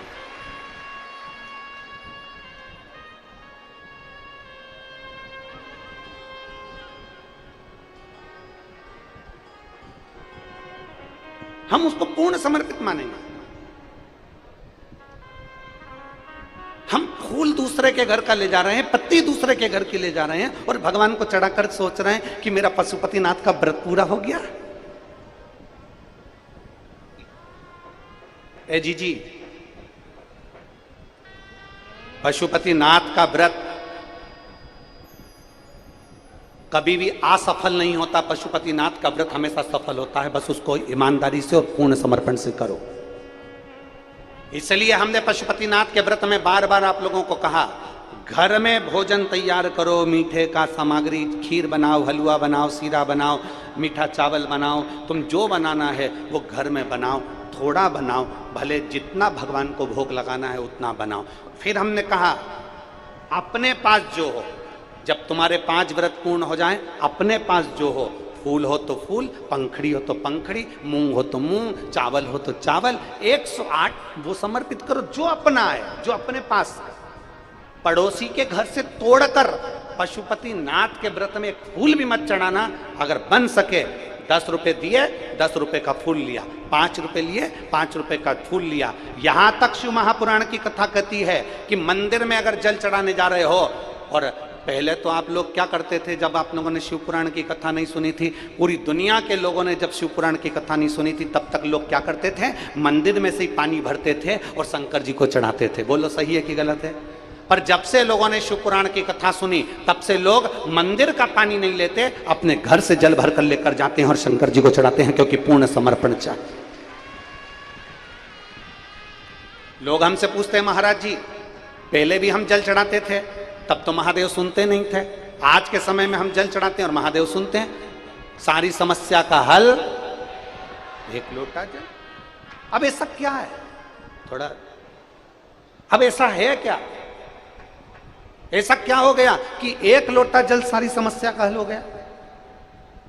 क्या पहले 1 लोटा जल सारी समस्या का हल नहीं था?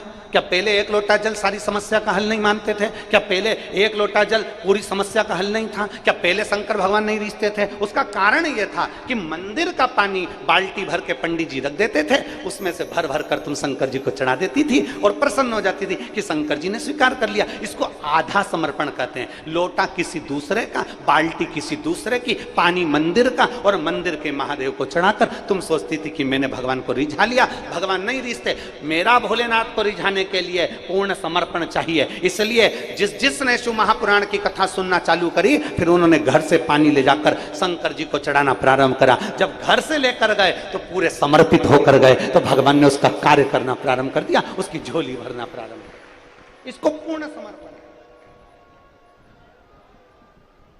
पशुपतिनाथ का व्रत भी करो और तुम कहो कि मैंने तो 4 बार करके देख लिया, भोलेनाथ जी मेरी नहीं सुन रहे, मैंने 5 बार कर लिया, भोलेनाथ जी मेरी नहीं सुन रहे, मैंने सफेद आंकड़े की जड़ बांध ली, भगवान मेरा नहीं सुन रहा। उसका कारण क्या है? कहना सरल है, शंकर का चढ़ा जल मत पियो, और उसको प्रमाणित करना कठिन है, बहुत कठिन। थोड़ा सत्य चुपता जरूर है, पर वो प्रमाणित रहता। प्रमाण उसने पत्र में लिखा कि आप गुरु जी से पूछना कि हमारे हम बुजुर्ग हैं, हम गंगोत्री नहीं जा सकते, हम बुजुर्ग हमारे शरीर से नहीं बन रहा, हम हरिद्वार भी नहीं जा सकते, गंगा का जल कहाँ से लाएं। हमारा निवेदन है, शंकर के शिवलिंग पर, शंकर के ऊपर चढ़ा हुआ जल जब कोई एक लोटा चढ़ाए, उसमें से एक कटोरी भर कर लिया ना, वो गंगा जल से कम नहीं है, क्योंकि वो शंकर का स्पर्श करा हुआ है, शिव के स्पर्श का है। वो शंकर से जो स्पर्श कर जाता है, शिवलिंग से जो स्पर्श कर जाता है, वो श्रेष्ठ हो जाता है, श्रेष्ठ। और करके देख लो, एक सांप चर्च के अंदर चले जाए, एक सांप मस्जिद के अंदर चले जाए, और एक सांप शंकर के मंदिर में चले जाए, जो चर्च में सांप गया है उसको लाठी से मार दिया जाता है, जो सांप इधर उधर जाता है उसको लोग मार देते हैं, और वही सांप अगर शंकर के शिवलिंग से चिपक जाता है तो मेरा सनातन धर्म का भाई उसको पूजना प्रारंभ कर देता है। शिव का स्पर्श किया है, शंकर का स्पर्श किया है, शिव के करीब में गया, शंकर के पास, शिव के करीब में पहुंचा है वो सर, शंकर के नजदीक। और बखान क्या करूं मैं राखों के ढेर का। अब बोलिए, आप भी बोलिए साथ में, बखान क्या कर राखों के ढेर का, चपटी भभूत में खजाना, चपटी भभूत में खजाना। जरा विचार करिए, एक तन पर लगी भस्म, तन पर, मेरे भोलेनाथ जी की पिंडी पर चढ़ी हुई भस्म करोड़ों की हो गई, करोड़ों, तन पर चढ़ी हुई भस्म करोड़ों की, करोड़ों।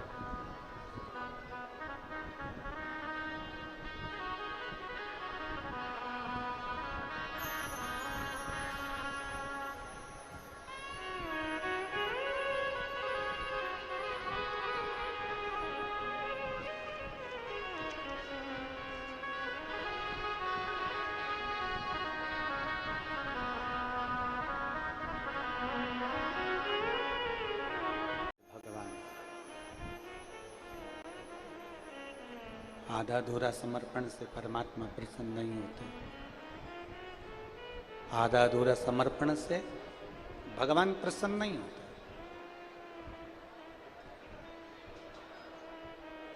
फूल नहीं है कोई बात नहीं, पत्ती नहीं है चढ़ाने के लिए कोई बात नहीं, जल नहीं है चढ़ाने के लिए कोई बात,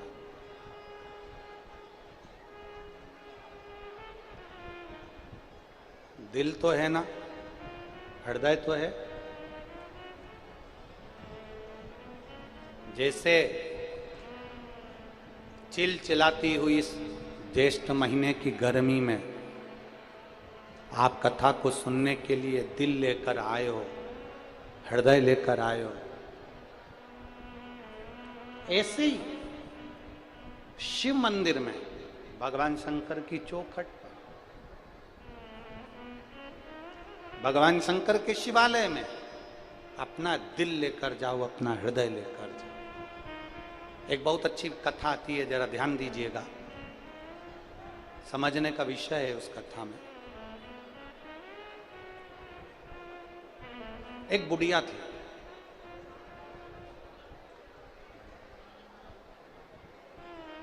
वो शंकर जी के मंदिर में जाती, शंकर जी की आराधना करती, शंकर जी की पूजन करती, शिव भक्ति में डूबी रहती। बुजुर्ग थी, बुढ़िया थी,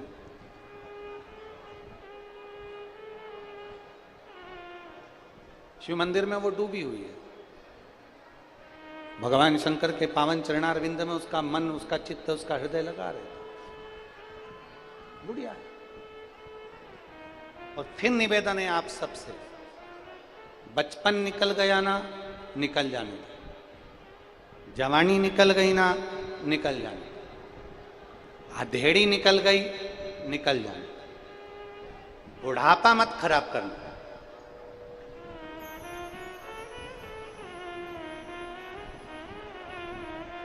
बुढ़ापे को खराब मत होने देना, अपना बुढ़ापा मत बिगड़ना। हम जिन पवन खंडेलवाल जी के यहाँ ठहरे हुए हैं, तो हमारा नियम है, हम जहाँ भी ठहरते हैं या किसी के घर जाते हैं, मिलने भी गए तो पहले उसके घर के मंदिर में जाते हैं, भगवान के पास में, उनके मंदिर में हम लोग पहुँचते हैं। तो जब हम पवन खंडेलवाल जी के यहाँ गए तो उनके मंदिर में जब पहुँचे, देवालय में, घर के अंदर मंदिर है, उसके अंदर दर्शन किया, तो देखकर बड़ा आनंद आया, बड़ी प्रसन्नता।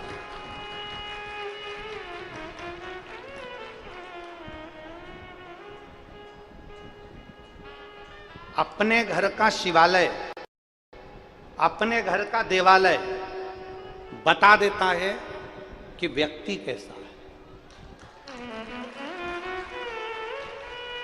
अगर किसी के घर में किसी व्यक्ति की परख करना है, वो कितना भी तुम्हारा चरण धुलाए, कितना भी लड्डू खिलाए, सबसे पहले उसके घर के मंदिर में जाओ और उसके मंदिर में देखकर भगवान को देखो और भगवान का दर्शन कर कर भगवान की दशा देखकर समझ जाओ।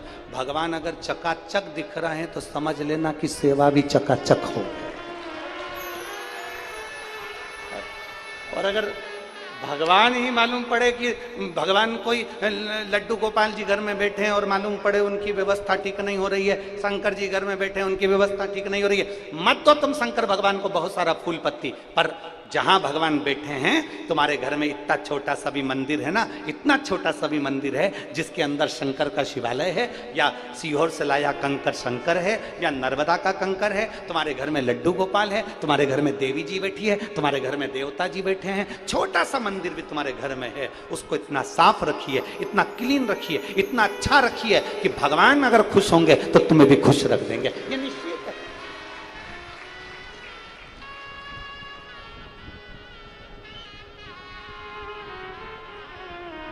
भगवान उनको खुश रखेंगे, भगवान से पहचान हो जाए। अब बुढ़िया जो थी ना, वो जो घर में होता था वो भगवान को दे देती थी। बुढ़िया का काम ही एक।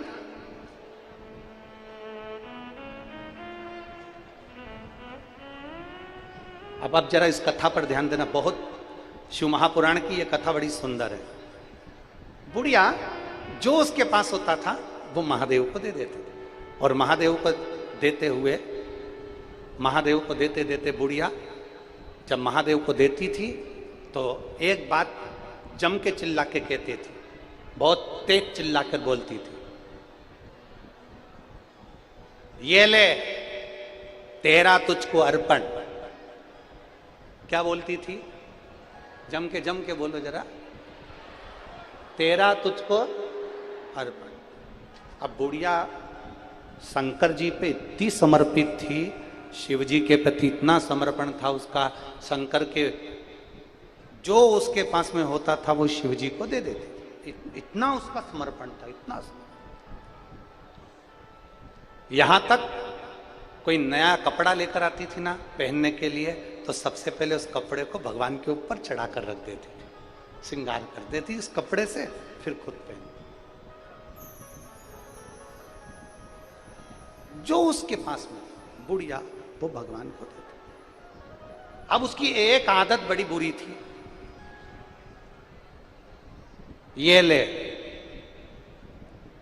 बोलो बोलो बोलो, जम के तो बोलो, तीनों पंडाल वाले बोलो जरा, और जो चौथा पंडाल और पांचवा पंडाल और छठा पंडाल पीछे वाले वो भी बोलो, ये ले तेरा तुझको अर्पण। अब बुढ़िया क्या करती कि जो भगवान को देती देती, पूरी समर्पित थी भगवान के प्रति, शंकर जी के प्रति, शिव जी की निंदा नहीं सुन सकती थी। शंकर भगवान को कोई अपशब्द कह दे तो पलट कर चली जाती थी। शंकर भगवान का गुणगान करती, एक क्षण भी नहीं, भगवान शिव के बिना रह नहीं सकते, इतना समर्पण उसका। इतना सा। अब ये ले, अरे बोलो तो।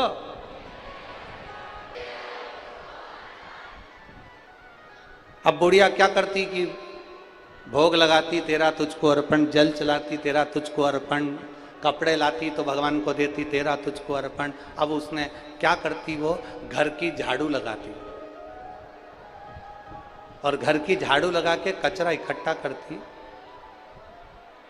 कचरा इकट्ठा करती और कचरा इकट्ठा कर कर ले जाकर बाहर फेंकती। ये ले, तेरा तुझको अर्पण।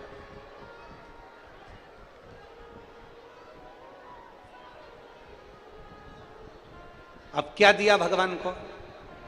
बोलो बोलो, जम के बोलो। कचरा। अब एक संत निकल कर जा रहे थे, कोई गुरु होगा। अब वो संत निकल कर जा रहे थे, कोई गुरु निकल कर जा रहे थे, तो संत ने, गुरु ने देखा, बुढ़िया झाड़ू लगा कर आई, कचरा इकट्ठा करके लाई और उसने फेंका, और फेंकते से ही बोली, ये ले, कचरा फेंक दिया। संत को बुरा लगा। अब गुरु को बड़ा बुरा लगा कि बताओ गजब की है, भगवान को कचरा दे रही है, भगवान को कचरा दे रही है। बुरा लगा। संत कुछ नहीं बोले, उसने कहा अगर ये कल ऐसी हरकत करेगी ना तो मैं इसको फिर डांट दूंगा। पर बुढ़िया तो बुढ़िया थी, उसका तो रोज का नियम था कि जो मेरा है वो सबकी सब मेरे भोले नाथ जी का है, जो मेरे पास में है सब मेरे शंकर भगवान का है, जो मेरे पास में है वो सब मेरे बाबा का है, सब कुछ मेरे बाबा।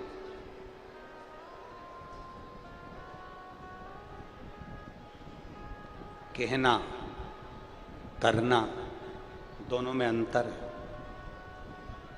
आरती में हम लोग सब बोल देते हैं, तेरा तुझको अर्पण, क्या लागे मेरा प्रभु, क्या लागे मेरा, तेरा प्रभु का प्रभु को क्या लागे मेरा। ओम जय जगदीश। कहना सरल है, कह दिया। रात्रि को संत की नींद आ गई। रात्रि के समय संत को जैसी नींद आई, संत जैसे सोए, नींद आई। अब संत को जैसी नींद आई, निंद्रा आते से ही ऐसा संत को लग रहा है कि मैं जाग रहा हूं पर नैनों में निंद्रा थी। संत नींद भरकर जो सोए, उनका ध्यान गया बैकुंठ की ओर कि संत बैकुंठ में चले गए और बैकुंठ में जाकर घूमते घूमते सीधे कैलाश धाम पहुंच गए। सीधे कैलाश। संत जब कैलाश पहुंचे तो उन्होंने कैलाश पर क्या देखा? सुबह का समय था। कोई भगवान को भोग लगा रहा था, कोई भगवान की पूजन कर रहा था, कोई शंकर भगवान पर जल चढ़ा रहा था, कोई शंकर जी का गुणगान कर रहा था, कोई शिव जी की स्तुति गा रहा था, कोई शंकर भगवान पर पूजन अर्चना कर रहा था। थोड़ी देर में संत ने क्या देखा कि वो बुढ़िया झाड़ू लगा के कचरा लाई और लाते से क्या बोली, ये ले, बोलो बोलो जम के, तेरा तुझको अर्पण। जैसे ही बुढ़िया ने कचरा फेंका, शंकर जी के पूरे कैलाश पर जहां शिव जी बैठे थे उनके आसपास में कचरे कचरा कचरे कचरा। अब संत ने क्या देखा कि थोड़ा सा आगे बढ़े, थोड़ा सा आगे बढ़े। संत और आगे जाकर क्या देखा कि एक जगह पे कचरे का ढेर लगा हुआ, और पार्वती जी क्या कर रही हैं कि झाड़ू लगा के वो कचरा सब एक और कर दे, सारी बुआरी काढ़ी, कचरा एक और।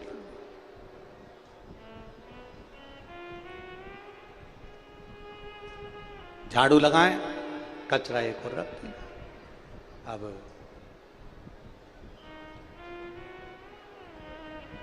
संत से रहा नहीं गया, संत संत है, साधु साधु है, गुरु गुरु है, उससे रहा नहीं गया। जब संत से रहा नहीं गया तब संत ने हाथ जोड़कर पार्वती जी से प्रश्न किया, मां ये इतना सारा कचरा आपके यहां पर कैलाश धाम में, इतना कहां पर कैलाश धाम में इतना कचरा ये कहां से आ गया? इतना कचरा और कैलाश पर, मां ये कहां से आया? माता पार्वती जी बोली, मेरे प्रभु की एक भक्तन है, ऐसी बुढ़िया है, जो भी चीज है ना वो परमात्मा को समर्पित कर देती है।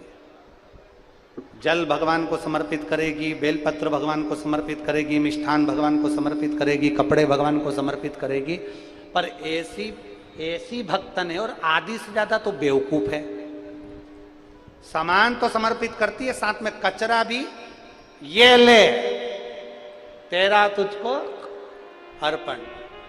और मैंने 4 बार महादेव जी से कह दिया कि ये बुढ़िया को समझाओ, ये कचरा तुमको दे देती है, एक ही बात कहती है तेरा तुझको अर्पण। तो इतने में मेरे महादेव मेरी सुनते नहीं है, अब तुम कहो। संत ने भोलेनाथ जी से कहा, ये बुढ़िया रोज कचरा देती है और कहती है तेरा तुझको अर्पण, तो तुम इसको समझाते क्यों नहीं हो? शंकर भगवान बोले, लोग मिठाई देते हैं, लोग जल देते हैं, बेलपत्री देते हैं, ऐसी भक्तन दुनिया में पहली है जो मुझे कचरा भी दे देती है।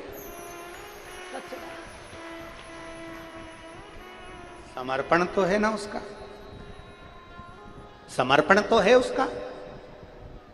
मेरे शिव, मेरे ओघड़दानी, मेरे शंभु, मेरे शंकर, मेरे त्रिकालदर्शी, मेरे कैलाशी, मेरे अविनाशी, मेरे शंकर कभी नहीं कहते कि तुम उनको सोना दो, कभी नहीं कहते कि हीरा पन्ना दो। मेरे शंकर कभी नहीं कहते कि मुझे 56 भोग दो। मेरे शंकर कभी नहीं कहते कि मुझे कुछ दो। मेरा शिव तो एक बिंदु के रूप में रहता है, और वो बिंदु से अपनी पूरी सृष्टि का विस्तार कर देता है और संपूर्ण ब्रह्मांड का पेट भर देता है। जैसा ज्योति में एक बिंदु होता है तो ज्योतिर्लिंग कहलाता है, जल में एक बिंदु होता है तो नारायण कहलाता है, ऐसा बिंदु मेरा शिव है, मेरा शंकर है, जो एक बिंदु के रूप में विराजमान होकर पूरे ब्रह्मांड का भरण पोषण कर कर भगवान नारायण को प्रकट करना, ब्रह्मा को प्रकट करना, मनु शत्रुपा को प्रकट करना, संपूर्ण ब्रह्मांड की रचना वो शिव एक बिंदु के रूप में कर देता। एक बिंदु वो घड़ी है, वही शंकर है, वो त्रिकालदर्शी है, वो कैलाशी, वो अविनाशी। धन दौलत की जरूरत नहीं उसको, उसको तुम्हारी संपदा की जरूरत नहीं है, उसको तुम्हारी दौलत की जरूरत नहीं है। वो तो केवल एक बात कहता है, हृदय दिल निर्मल मन सो मोहि पावा, मोहि छल छिद्र कपट ना पावा। मुझे तुम्हारा निर्मल स्वभाव दीजिए, मुझे तुम्हारा निर्मल चित्त दीजिए।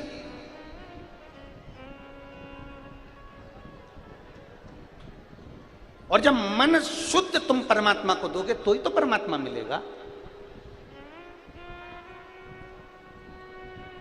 कहां से लाऊं लड्डू, कहां से लाऊं, और कहां से लाऊं बर्फी, वो शक्कर चढ़ी रे, और भोले तेरी सेवा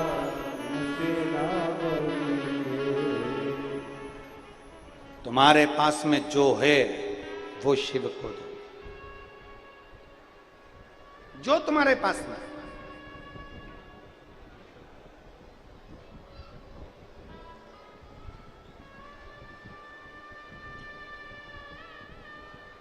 कोई तुमसे कह देना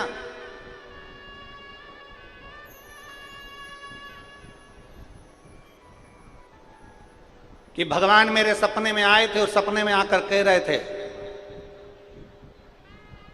कि मुझे लड्डू का भोग लगा। समझ लेना भगवान ने नहीं कहा।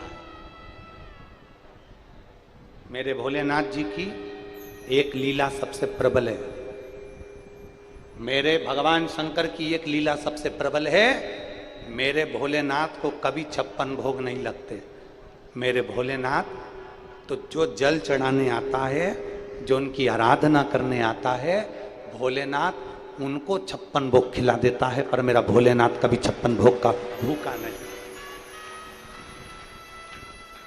मेरा शंभू कभी दिखावे का भूखा नहीं है।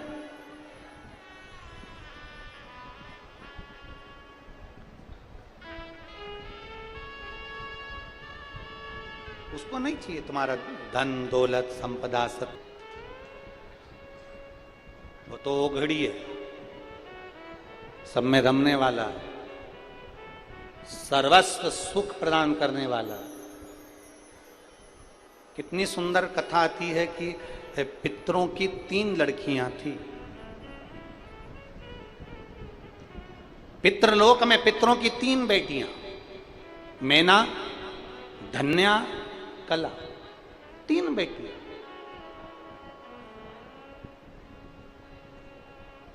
और वो तीनों बड़ी सुंदर हैं। पितृलोक में निवास कर रही हैं। पितृलोक में निवास करते करते करते करते एक बार वो भ्रमण के लिए निकली और सनकादि ऋषियों के पास में से निकल कर जा रही थी। मैना, धन्या, कला जब सनकादि ऋषियों के करीब में से निकल कर जा रही हैं तो उनका जो लहंगा है, जो वस्त्र पहनी हुई थी, जो लहंगा पहनी हुई थी, वो वस्त्र उस सनकादि ऋषियों के पास में से निकलने पर उनकी जंघा को लग गया और जंघा छिला गई। अब सनत कुमार तो छोटे छोटे से, सनकादि ऋषि तो छोटे छोटे से, अब छोटे छोटे से सनकादि ऋषियों की जंघा जब छिला गई, जंघा में चोट लग गई और चोट लगकर छिला गया। पहले मैना निकल कर गई, फिर धन्या निकल कर गई, फिर कला निकल कर गई, चोट लग गई। क्रोध आ गया सनकादि ऋषियों को, सनत कुमारों को क्रोध आ गया। और सनत कुमारों को क्रोध आया और क्रोध में आकर उन्होंने मैना, धन्या, कला से कहा, तुम पितरों की बेटियां हो, पितृलोक में तुम्हारा निवास है और इतनी अच्छी जगह रहने के बाद तुम ये पाप कर्म कर रही हो। किसी संत को तुम्हारे चरण लग रहे हैं, किसी संत को तुम्हारा वस्त्र लग रहा है, किसी संत को तुम्हारे आभूषण लग रहे हैं, ये श्रेष्ठता नहीं है। शिव महापुराण की कथा कहती है, आप शंकर भगवान को जल चढ़ाने के लिए जा रहे हो, आप शंकर भगवान के मंदिर में जा रहे हो, आप तीर्थ में जा रहे हो, आप केदारनाथ जा रहे हो, आप बद्रीनाथ जा रहे हो, आप गंगोत्री यमुनोत्री जा रहे हो, आप सोमनाथ मल्लिकार्जुन का दर्शन करने जा रहे हो, आप भगवान शंकर के मंदिर में अगर जा रहे हो तो प्रथम प्रयास तुम्हारा होना चाहिए कि हम भगवान का तीर्थ करने के लिए जा रहे हैं तो इस शरीर के द्वारा, अपने द्वारा किसी का दिल ना दुखे, किसी के हृदय को चोट ना आए, किसी का मन ना दुखे, अपने शरीर के द्वारा किसी को कष्ट ना हो।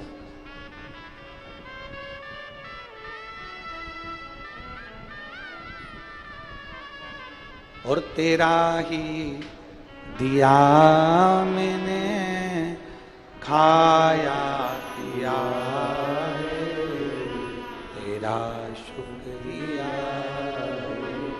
तेरा शुक्रिया, मुझे भोले बाबा ने बहुत दे दिया है, तेरा शुक्रिया, तेरा शुक्रिया। अपने द्वारा किसी को चोट ना पहुंचे, अपने द्वारा किसी को कष्ट ना पहुंचे, ये प्रथम प्रयास है।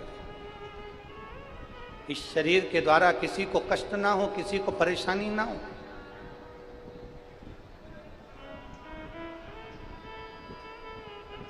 हम तो यहां तक कहेंगे, जितने शिव भक्त आप लाखों की संख्या में आए हो, कथा श्रवण करने के लिए बैठते हो, जितने शंकर के भक्त यहां कथा सुनने के लिए बैठते हैं, उनसे निवेदन करेंगे कि प्रयास करो। आप अगर निकल कर कहीं जा रहे हो ना, तो आपके चरण का किसी को चोट ना लगे, आपके वस्त्र की भी किसी को चोट ना लगे, क्योंकि यहाँ शंकर के भक्त कथा सुनने के लिए नहीं बैठते, इन भक्तों के दिल में मेरा महादेव बैठकर कथा सुनने के लिए बैठता है। आपके द्वारा किसी को कष्ट ना हो, किसी को। और बहुत अच्छी बात कहें आप लोगों से, अगर स्वीकार करोगे तो अच्छी बात, ना करोगे तो बीच में खारू नदी पड़ती है, उसमें फेंक देंगे। स्वीकार करो तो अच्छी बात है, ना करो तो कोई बात नहीं।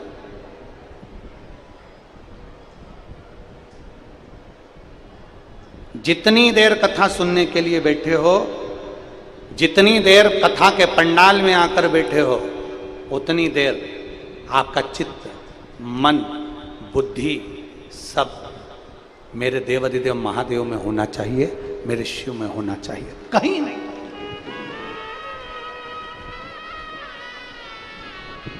उस मन को कहीं नहीं लेकर जाना। फिर उसका एक आनंद आप देखिएगा। जिसने विश्वास रखकर उसको पुकारा वो मिला। पितरों की 3 बेटी मैना, धन्या, कला, संतों के चरणों में चोट लग गई। कोई सत्संग कर रहा है, कोई कथा सुन रहा है, कोई भगवान का भजन कर रहा है, उसको परेशानी उत्पन्न मत करो, उसको कष्ट मत दो।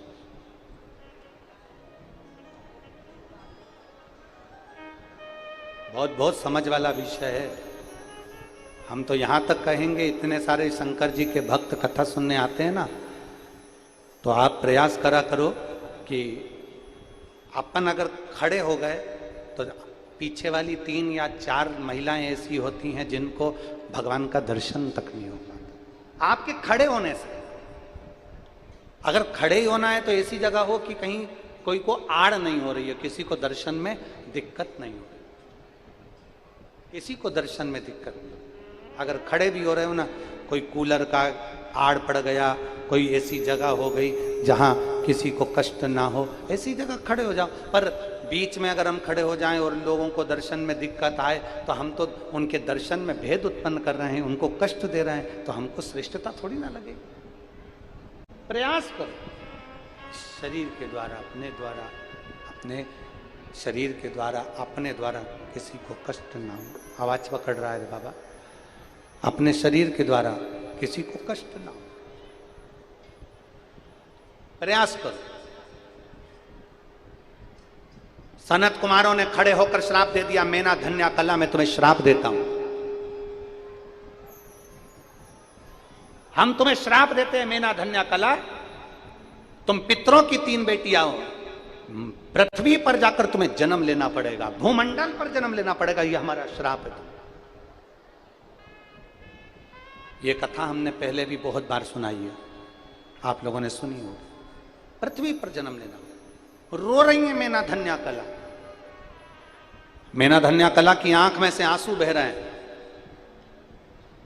नेत्रों से नीर बह रहा है, रो रहे हैं। क्षमा कर दीजिए, क्षमा कर। कहा हम तुम्हें वर देते हैं, पृथ्वी पर तुम 3 कन्याएं जन्म लोगी और तुम्हारे गोद में 3 देवियां खेलेंगी जो संपूर्ण विश्व का कल्याण करेंगी। मैना, तुम्हारी गोद में पार्वती जी आएंगी, धन्या, तुम कला बनोगी, धन्या, तुम सुनैना बनोगी, तुम्हारी गोद में माता जानकी जी खेलेंगी, कला, तुम कीर्ति बनोगी और तुम्हारे गोद में राधा रानी खेलेगी। 3 देवी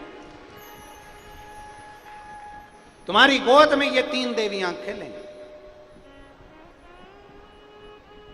जो जगत का कल्याण करने वाली होंगी। माता पार्वती भी जगत का कल्याण करेंगी, माता जानकी भी जगत का कल्याण करेंगी, माता राधा रानी भी जगत का कल्याण करेंगी। ये 3 देवियां तुम्हारी गोदों में खेलेंगी जो जगत का उद्धार करने वाली होंगी।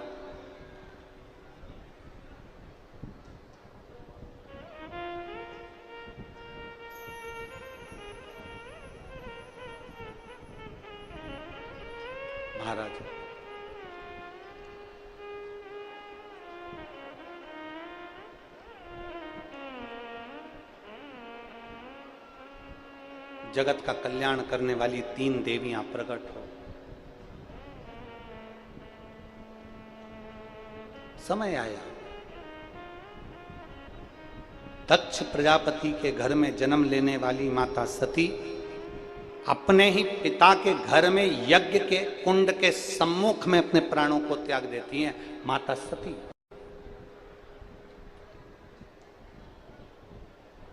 शिव जी को थोड़ा सा क्रोध आ गया था। क्रोध आने का कारण केवल इतना था कि सती तूने प्राण भी त्यागे तो ऐसी जगह त्यागे कि वहां यज्ञ का कुंड था।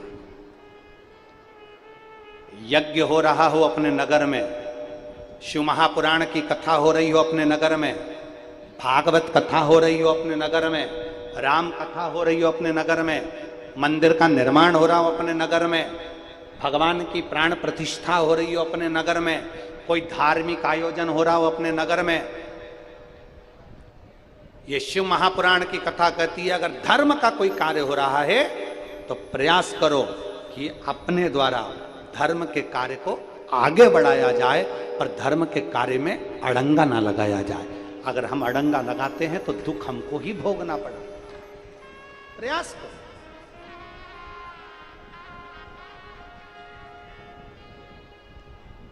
पर कई लोगों की आदत भी रहती है, वो अच्छा काम हो रहा है ना तो उसमें कहीं ना कहीं थोड़ा ना थोड़ा लोग उसको बिगाड़ने का प्रयास करते हैं। डीले कम करे बाबू।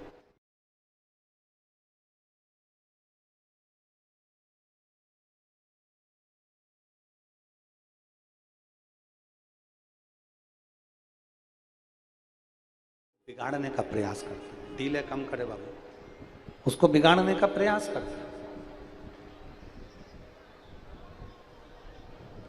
कोई अच्छा कार्य हो रहा है ना तो लोग उसको बिगाड़ने का प्रयास करते हैं। और कई लोग तो इतने जिद्दी होते हैं, तुम हमें जानते नहीं हो, हम उनके रिश्तेदार हैं, हम तो आगे ही बैठेंगे, जा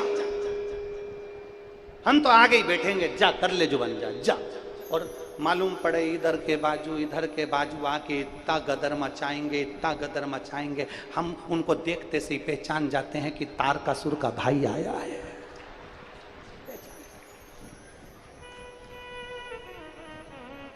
और कहीं की माताएं आकर इतना गदर मचावे, हम तो यहीं बैठेंगे, हम तो बैठेंगे, पहचान जाओ। अमलेश्वर वालों पहचान गए, बस अपन पहचान गए ना तो सब पहचान गए, बस बहुत है। हम तो यहीं बैठे ना।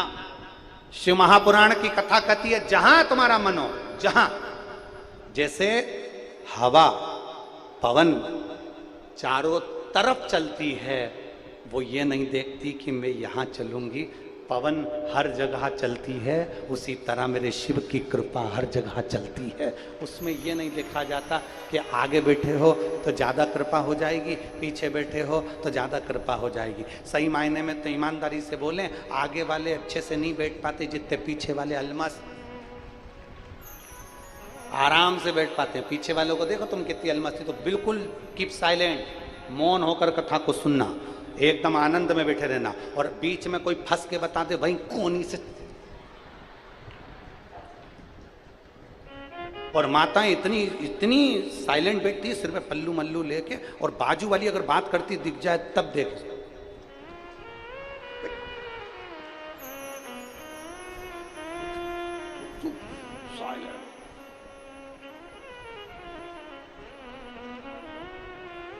और अगर कहीं की माता बीच में बात करती दिख जाए तो उतनी देर में तो भजन में वो खड़ी हो जाए, और खड़ी होके इतना बड़ा गोला बना लेती कि अब तू उधर से खसक जा, दूर खसक जा।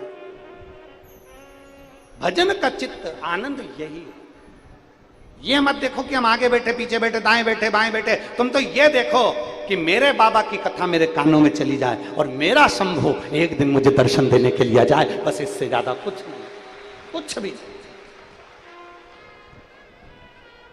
और शंभु शरणे मांगू घड़ी रे, दुख काटो दया।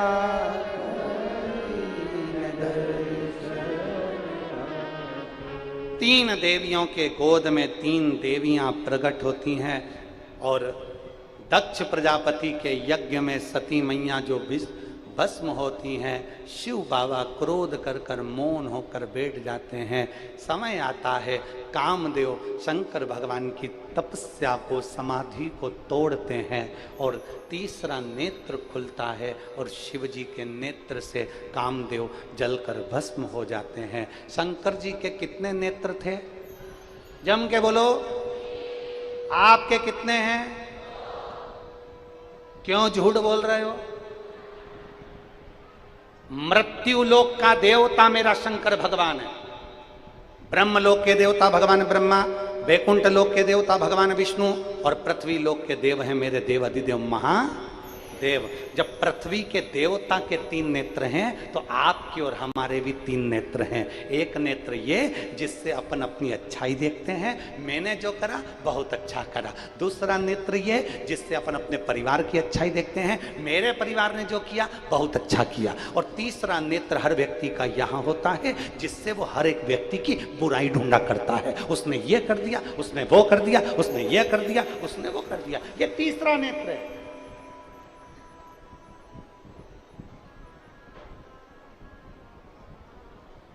केवल मेरे भोले बाबा के 3 नेत्र नहीं, अपने भी 3 नेत्र हैं। एक नेत्र से अपन अपनी अच्छाई देखते हैं, मैंने जो करा बहुत अच्छा करा, मेरे बराबर कोई नहीं कर सकता, मैंने तो इतनी मेहनत करी, मैंने तो ये करा, मैंने तो वो करा, मैं तो मेरे को क्या जानते हो। और दूसरा नेत्र वो व्यक्ति का, मेरे परिवार वालों ने ये करा, मेरे परिवार ने ये करा, मेरे परिवार ने वो करा, हमने पानी का पाउच बढ़वाया, मैंने ये करवाया, मैंने वो करवाया, परिवार दिखा। एक नेत्र से अपन दिख रहा है, दूसरे नेत्र से परिवार दिख रहा है, तीसरा नेत्र व्यक्ति का ऐसा होता है जिससे वो हर एक व्यक्ति की बुराई ढूंढा करता है। उसने ये कर दिया, उसने वो कर दिया, इसने ये कर दिया। और जब जब व्यक्ति किसी की बुराई ढूंढता है तब तब वो अपने अच्छे करे हुए सारे पुण्य समाप्त कर बैठता है, अपने सारे कर्म समाप्त कर बैठता है। शिव जी के कितने नेत्र? अपने कितने? 3। और तीसरा नेत्र शंकर भगवान बंद कर कर रखते थे। तो तुम्हें भी क्या करना है? जम के बोलो जरा, बंद कर कर रखना है। तीसरा नेत्र मेरे महादेव नहीं खोलते थे, कभी कभी खोलते थे, और जब खोलते थे तो सारा विध्वंस हो जाता था। उसी तरह ये तीसरा नेत्र तुम्हारा भी जब खुलता है, हम जब दूसरे की निंदा करते हैं, बुराई करते हैं, तो अपना भी सारा पुण्य विध्वंस हो जाता है। इसलिए शिव जी के 3 नेत्र, अपने 3 नेत्र, 2 नेत्र खोल कर रखो, पर तीसरा नेत्र मत खोलो, किसी की बुराई मत देखो, हर एक में अच्छाई ढूंढने का प्रयास करो, हर एक में अच्छा। फिर वही वाली बात था, गई बुरा जो देखन, बोलो बोलो जम के बोलो जरा, बुरा जो देखन बुरा न मिलिया। कौन बुरा है? बुरा कौन? अपन खुद। दिन भर बैठे बैठे मेरी सास बुरी, मेरी सास बुरी, मेरी ननन बुरी, मेरा ये बुरा, मेरा वो बुरा। एक बेटी अपने पिताजी के पास जाकर कहते मेरी सास बहुत बुरी है, पापा मेरी सास बहुत बुरी है। तो पिताजी पूछे बेटा ननन तो अच्छी है ना? वो तो और बेकार। बेटा सास बुरी ननन बेसी? हाँ। तेरी जेठानी? पापा उसकी तो पूछो ही मत, उसका तो मुंह देखना पसंद नहीं मुझे। अच्छा हाँ। बेटा फिर दामाद? पापा वो तो अपनी मम्मी के लल्लू बन के बैठे, उन्हीं के सुनते, मेरी तो सुनते। अच्छा बेटा, जब तुम्हारी बेटी कह रही है कि सास बुरी है, तुम्हारी बेटी कह रही ननन बुरी है, तुम्हारी बेटी कह रही कि जेठानी बुरी है, तुम्हारी बेटी कह रही है कि पति बुरा है, तो समझ लेना ना सास बुरी, ना ननन बुरी, ना पति बुरा, ना जेठानी बुरी, चश्मा इसका बुरा है।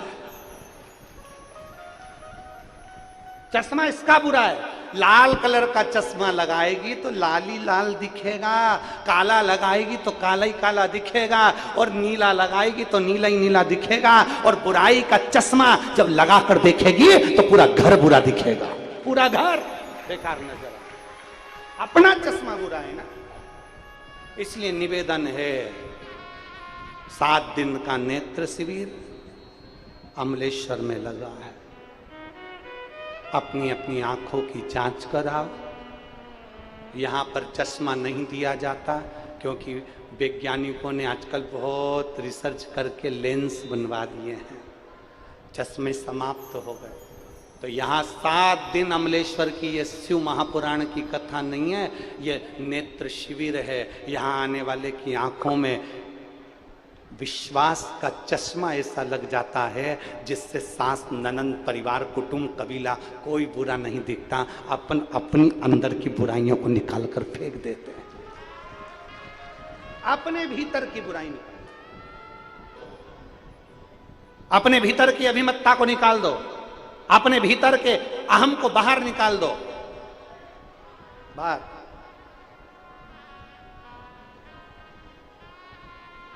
सती मैया जलकर भस्म। पार्वती माता का जन्म हो गया।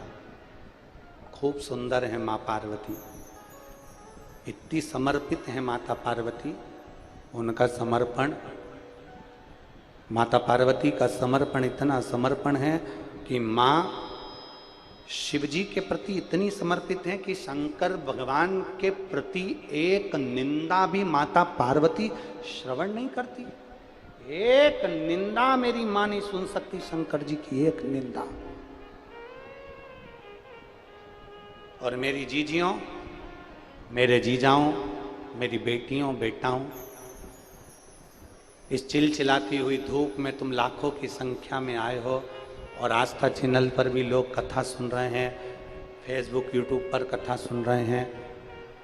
एक बात अपने अंदर उतार कर रखना, मेरे भगवान शंकर ओघड़दानी की कभी निंदा सुनना नहीं, कभी मत सुनो। एक गुरु की निंदा और एक शिव की निंदा,